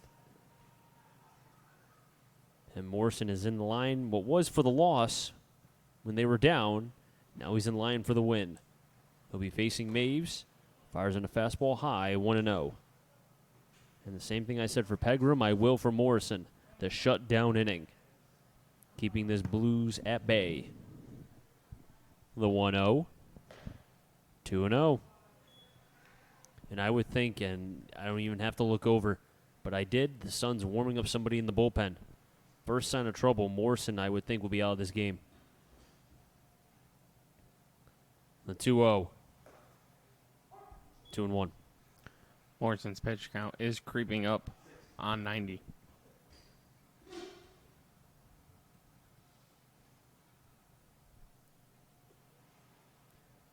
The 2-1.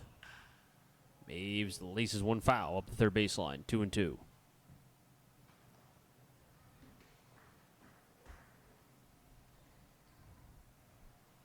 I'm looking at the Blues, rather the Suns roster. They have Kelvin Sosa on the team now, a former Blue.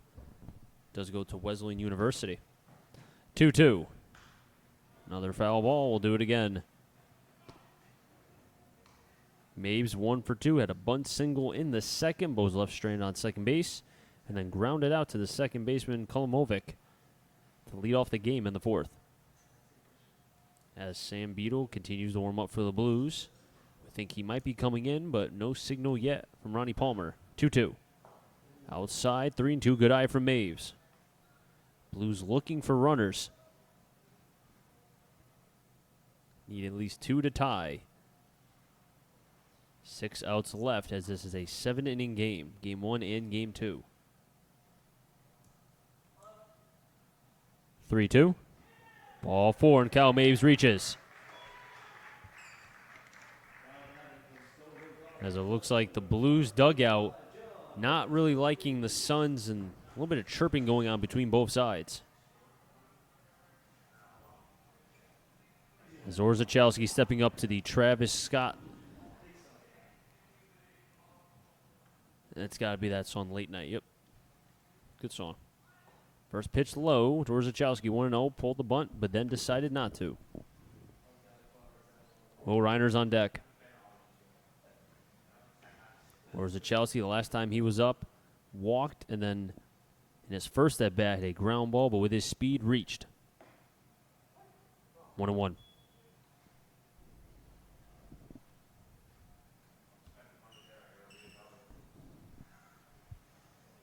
Maves does have 4 stolen bases, has been caught 3 times. The 1-1, inside for a ball, 2-1.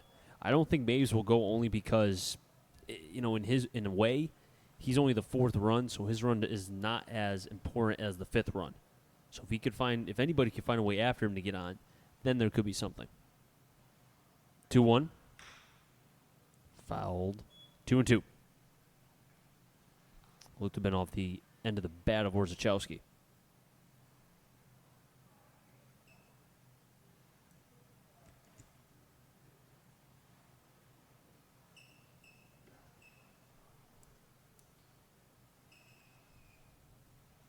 Two from Morrison. Good eye from Orzechowski. 3-2. Second consecutive 3-2 count for the Blues, making Morrison work.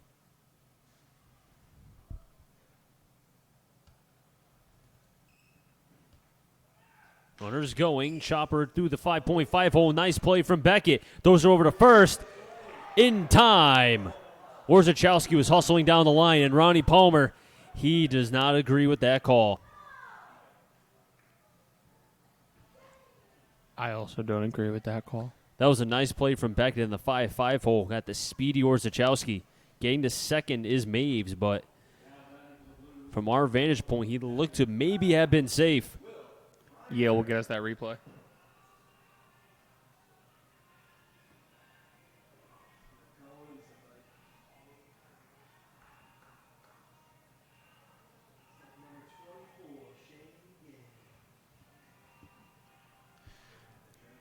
as now it looks like the Suns will be going to their bullpen. As this bullpen pitcher is running in.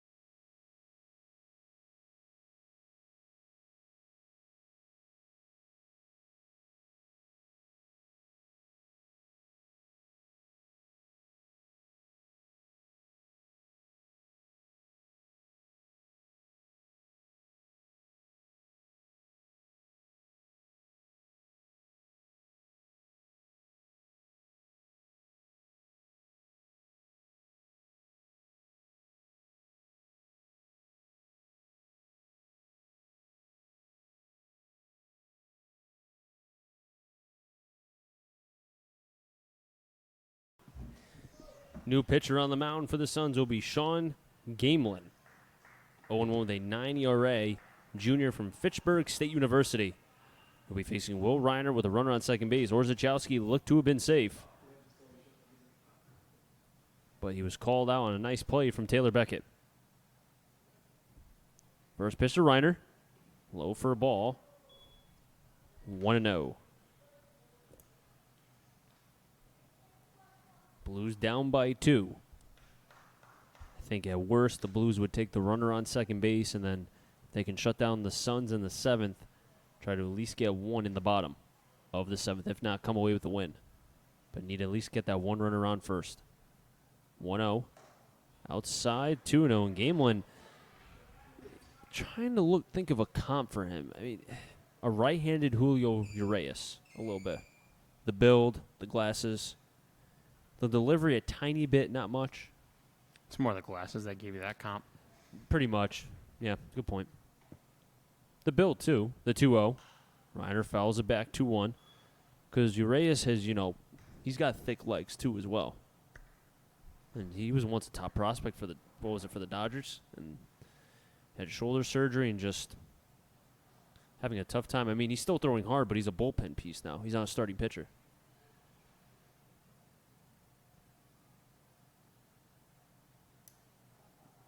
Reiner calls time.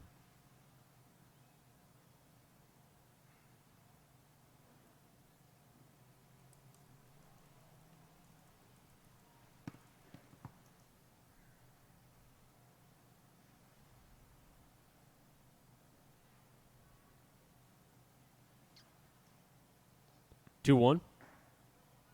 He evens the count. Danny Roth on deck. Austin White on double deck. Blues down by 2. 5-4-2 for the Suns. 3-3-1 for the Blues. Morrison's day right now. 5 1/3, 3 hits, 3 Ks, 5 walks. Runner on second is his responsibility. That's Kyle Maves. 2-2 to Reiner. A 58 shot put ball blocked by Peterson. 3-2. Last appearance for Gamelin back on July 14th. Gave up 5 runs on 5 hits. In a third of an inning. Not even an inning, just a third of an inning. Only got 1 out. 3-2. Reiner sends that one towards center. Coming in, diving, and making the play is Coley. The URI product coming in and using all of his length, 6'3", to save at least a run. As Reiner hit that one on a line.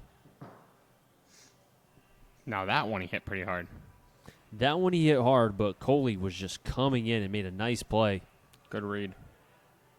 We've seen two nice plays in this half inning. Beckett at third and now Coley at center field. Only one of them was an actual out, though. Well, instant replay we do not have. We should. Danny Roth at the plate. Swings and misses 0-1.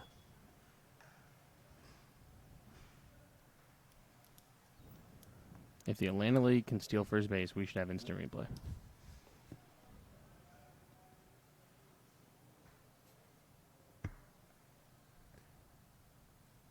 Game one staring down Maves, the 0-1. Inside 1-1. Game one short in stature, only 5'9", 200, but looks to almost throw a little bit like a catcher, kind of short arms the ball. You don't pick it up until at least he's at his release point. Throws from the first base side of the rubber. 1-1, Maves is going, pitches high, and there won't be a throw. A stolen base for Kyle Maves.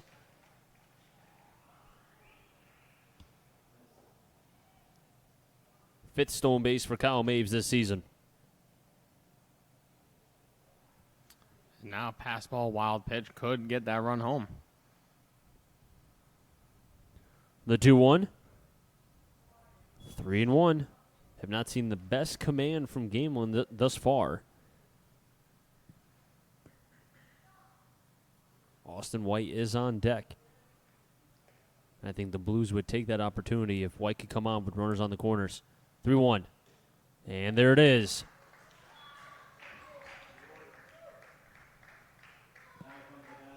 Austin White, who has yet to be able to make contact, at least in play, because after his hard line out, as Coley called it in right center, back-to-back walks in the third and the fifth. Both times he came around to score. So when he's on base, the Blues score. As a left-hander is warming up in the bullpen for the Suns. When White goes, the Blues go. That's a great point. It's all color coordinated. Maves at third, Roth at first. Inside, 1-0. And the pace of the game, you could tell since the last half inning is really slowed down. As it's 5:30 here in Bristol, Connecticut. Game 2 set to begin at 7. Could change depending on what time this game ends here in Game 1. 1-0, runners stay. Pitches low, 2-0. This is the wrong batter for Gamelin if he wants to try to get him to chase, because he is not going to chase, as the pitching coach for the Suns going out to talk with the right-hander from Pittsburgh State University.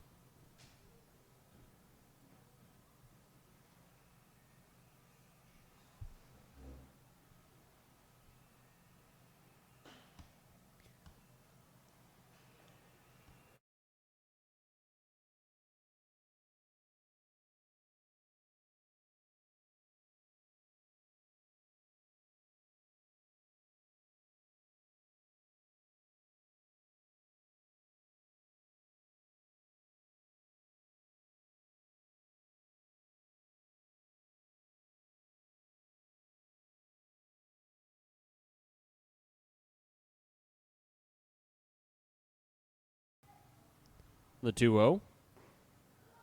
Low 3-0. White's one pitch away from being able to help load the bases for the Blues with Noah Budzik at the plate. Or rather on deck, I should say. The 3-0. Called a strike. Austin White shaking his head. You know what? That must have been a strike. I don't know. I'm still convinced every time White doesn't swing, it's a ball. Even if the pitch is down the middle. Yep. 100%. The 3-1. White. High fly ball into right. Bodges coming in will make the catch, and the side will be retired. And the Blues, they strand runners on first and third.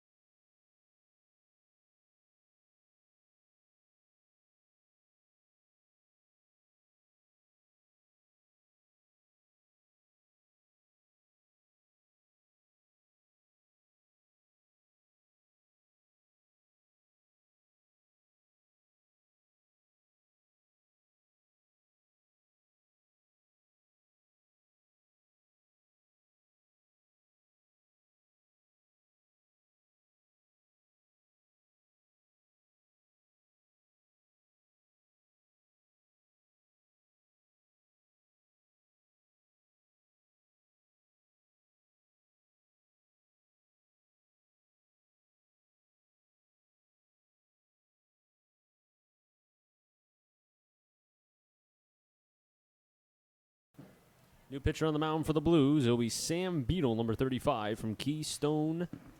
And Tommy Hughes' line is done. He was in relief in the last half. Went 1 inning, 1 hit, 1 K, and 2 walks. Did not allow any runs. It'll be 2-3-4. Bodges, Malcolm, and Peterson for the right-hander. Beadle fires in a strike, 0-1. Suns have scored 2 runs in the first and 3 runs in the sixth for a 5-3 score. 0-2, ball foul back.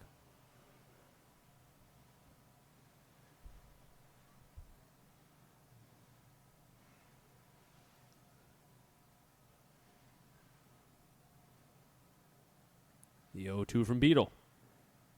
In the dirt, 1-2. Beadle, 6'4", 210. He's from Canton, Connecticut. Suns 22-18, Blues 21-19. Outside, Bodges checked his swing, did not go around, 2-2.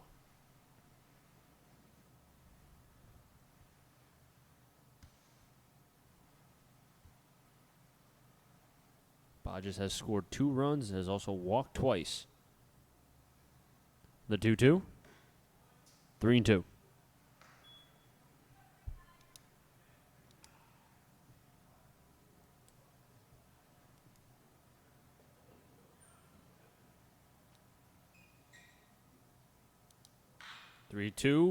Up the chute, up the middle, and Danny Roth will have it at least stay in shallow right field, shallow center field.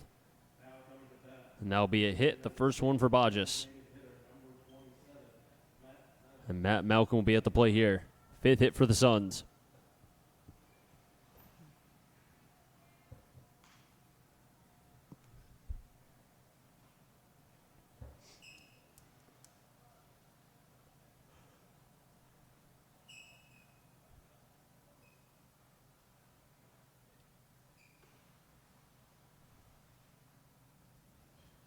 First pitch inside, 1-0.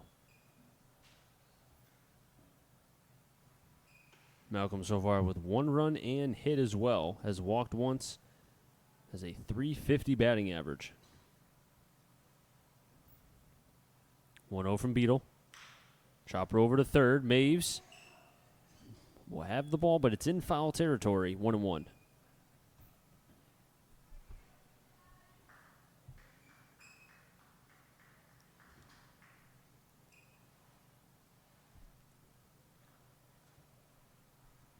Jackson Peterson is on deck. Matt Valenti on double deck.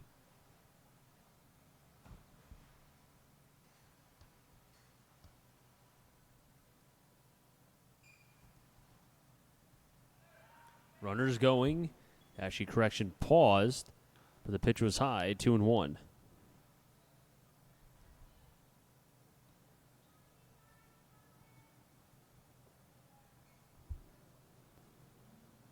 Beadle, 6'4" from Keystone. 2-1, runner stays. Pop up, but that'll be out of play, 2-2.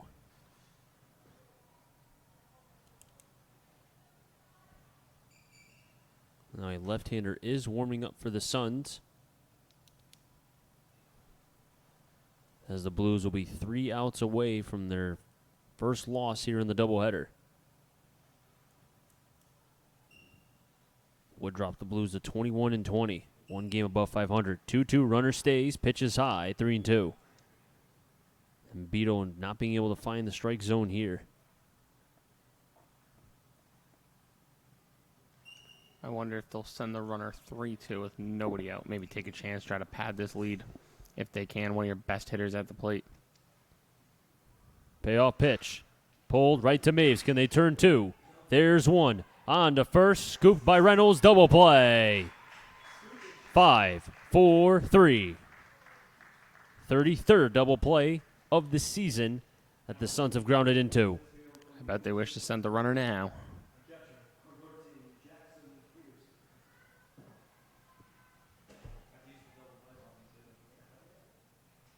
And Beadle looked to have been in dangerous territory if that runner was able to get on via the walk, but instead, he's 1 out away from a clean inning.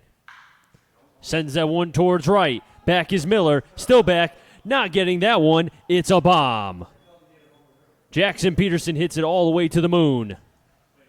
6-3. His 7th home run of the season for Jack Peterson. I hope that didn't hit my car. That thing was crushed. Yeah, I don't think the ball's landed yet, so I probably have time to go move my car before that thing even comes down. I mean, Peterson knew that he was going to throw him a first pitch fastball. At the plate now is Valenti. Fires on a strike, 0-1 from the right-hander Beetle. I mean, Beetle has not been able to throw anything other than his fastball. And Jackson knew it was coming. The 0-1. High 1-1. Peterson now with 3 RBIs, 3 of the 6 for the Suns here in Game 1. Valenti has another one as well. Off the end of the bat, it's broken. Coming in is White, still coming. And picking up on the closing speed is Austin White, showing off that plus speed in center field. But the Suns do get a run. A moonshot from the left-handed hitter, Jackson Peterson, his 7th of the season. And the Blues are 3 outs away from a loss.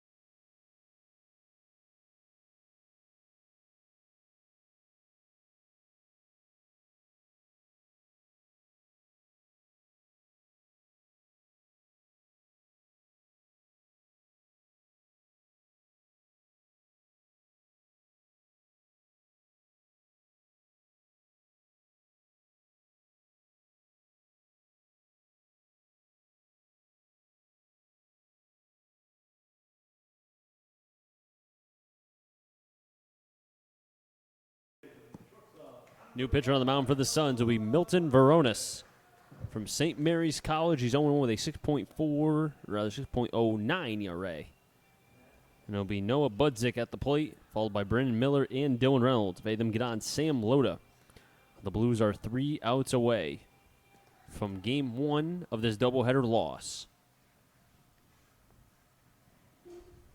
Lefty on lefty here.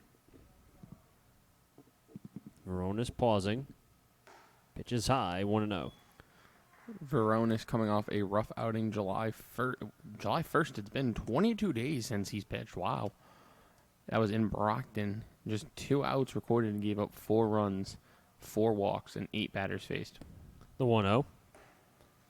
In first strike, 1-1. Budzik 0 for 3 here in Game 1. As it looks like Jordan Lasky is warming somebody up in the bullpen. It's hard to tell exactly who. But somebody's warming up. The 1-1. Off the end of the bat, slicing towards left. Hughes having to move a couple steps and will make the catch for the first out. And the Blues are 2 outs away from a loss. Brandon Miller at the plate now. He is 0 for 3 as well, or rather 0 for 2. Something we have not seen very much this season. Miller in an 0 for.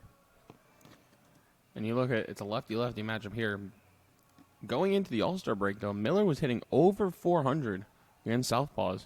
Something he didn't know and didn't realize. When we told him, he was shocked. He didn't even believe us. We had to show it to him. First pitch to Miller. In the dirt, 1-0. I think it was a packet that they gave the scouts that were at the Futures game. They did, and we stole one. We didn't steal it. We asked. And they had one left. Suns scored in the first, the sixth, and then one in the seventh. The latest one, the solo bomb from Jackson Peterson. Fouled by Miller, 1-1. And a little bit of insurance from Peterson as well to help make it 5-3 to 6-3. We originally handed the packet because they thought I was a scout, if you remember that correctly. I do. Don't know why they would think that. Because you look like a scout. I just look like a knowledgeable person, I guess. Can't really blame them.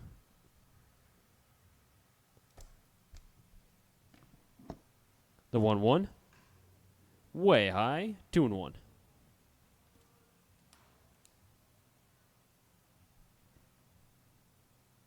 Now, if this game was to end, I would think before 6 o'clock, Game 2 of this doubleheader should begin at the regular scheduled time of 7. That's something we won't find out until after the conclusion of Game 1. The 2-1. Miller fouls it back, 2-2. All I know is I hope I have time to get food in between games. I'm sure he'll be fine. Dylan Reynolds on deck. Or Loda on double deck.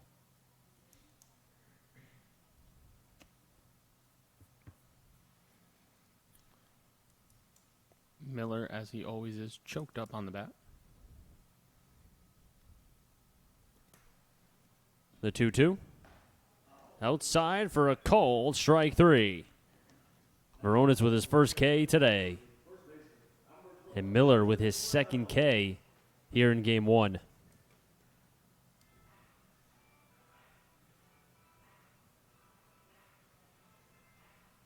And Gamelin, who went 2/3 of an inning, gave up 0 runs, hits, Ks, but did walk 1. And Dylan Reynolds, potentially the last out for the Blues, looks at a strike. 0-1. This umpire not getting paid by the hour. He has opened his zone here.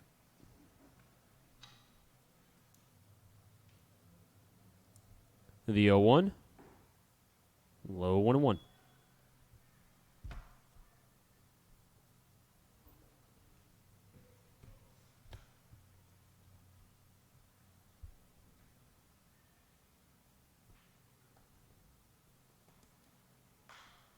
Off the end of the bat, foul, and the Blues are down to their last strike.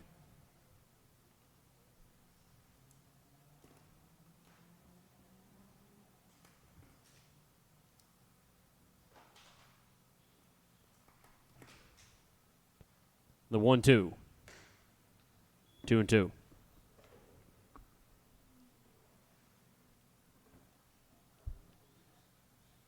Two balls, 2 strikes, 2 outs. Suns with a 6-3 lead. Reynolds from Fairfield. Pausing is Veronis, the 2-2. Reynolds pops it up in the left center. Going back is Coley, Cormier, and Hughes. And it'll be the left fielder Hughes who will make the catch. And the Suns will win Game 1. Winning pitcher is Morrison. Veronis with the save. And the losing pitcher will be Pegram, who was tagged for 5 runs, 3 hits, 5 Ks, and 4 walks. We questioned about the error in right field. They did make that a hit, not an error. So that's 5 runs that Pegram gave up. And that is tough for the right-hander who, except for that one missed play, could have gone either way. I thought he pitched well. Yeah, nice Blues debut. Struggled a little bit in the first, then really settled down. I'm sure if you ask Brandon Miller, he knows what he's capable of in right field and what he should do. I'm sure he'd tell us to give him the error. Nonetheless, the 5 runs do get charged to Pegram. Kind of bad fortunes, unlucky fortunes. But, I'm excited to see what he can do in a Blues uniform because he did look good for the majority of his start. The Blues bats, they struggle to hit with runners in scoring position, leaving 7 men on base, and in a 7-inning game, that's just not acceptable. They've left the bases loaded once, 2 men on once. So the Blues got to do a better job of finding that big hit in Game 2 if they want to be successful. The final numbers in this game, 6-6, 2 and 5 for the Suns. That's 6 runs, 6 hits, 2 errors, and 5 men left on base. The Blues 3-3, 1 and 8. I think that's the biggest one. 8 runners left on base. They left 3 in the second, and then 2 in the fifth, and then 2 in the sixth before going down 1, 2, 3 in the seventh.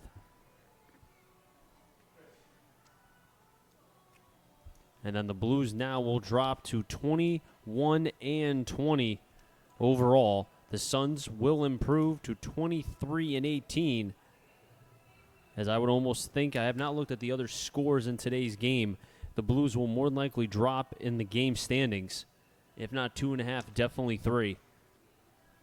But either way, Game 2 will begin at 7 p.m. I've not gotten a signal yet, but I would almost assume 7 p.m. will be the Game 2 start. So make sure you come back right here, 6:55 pregame.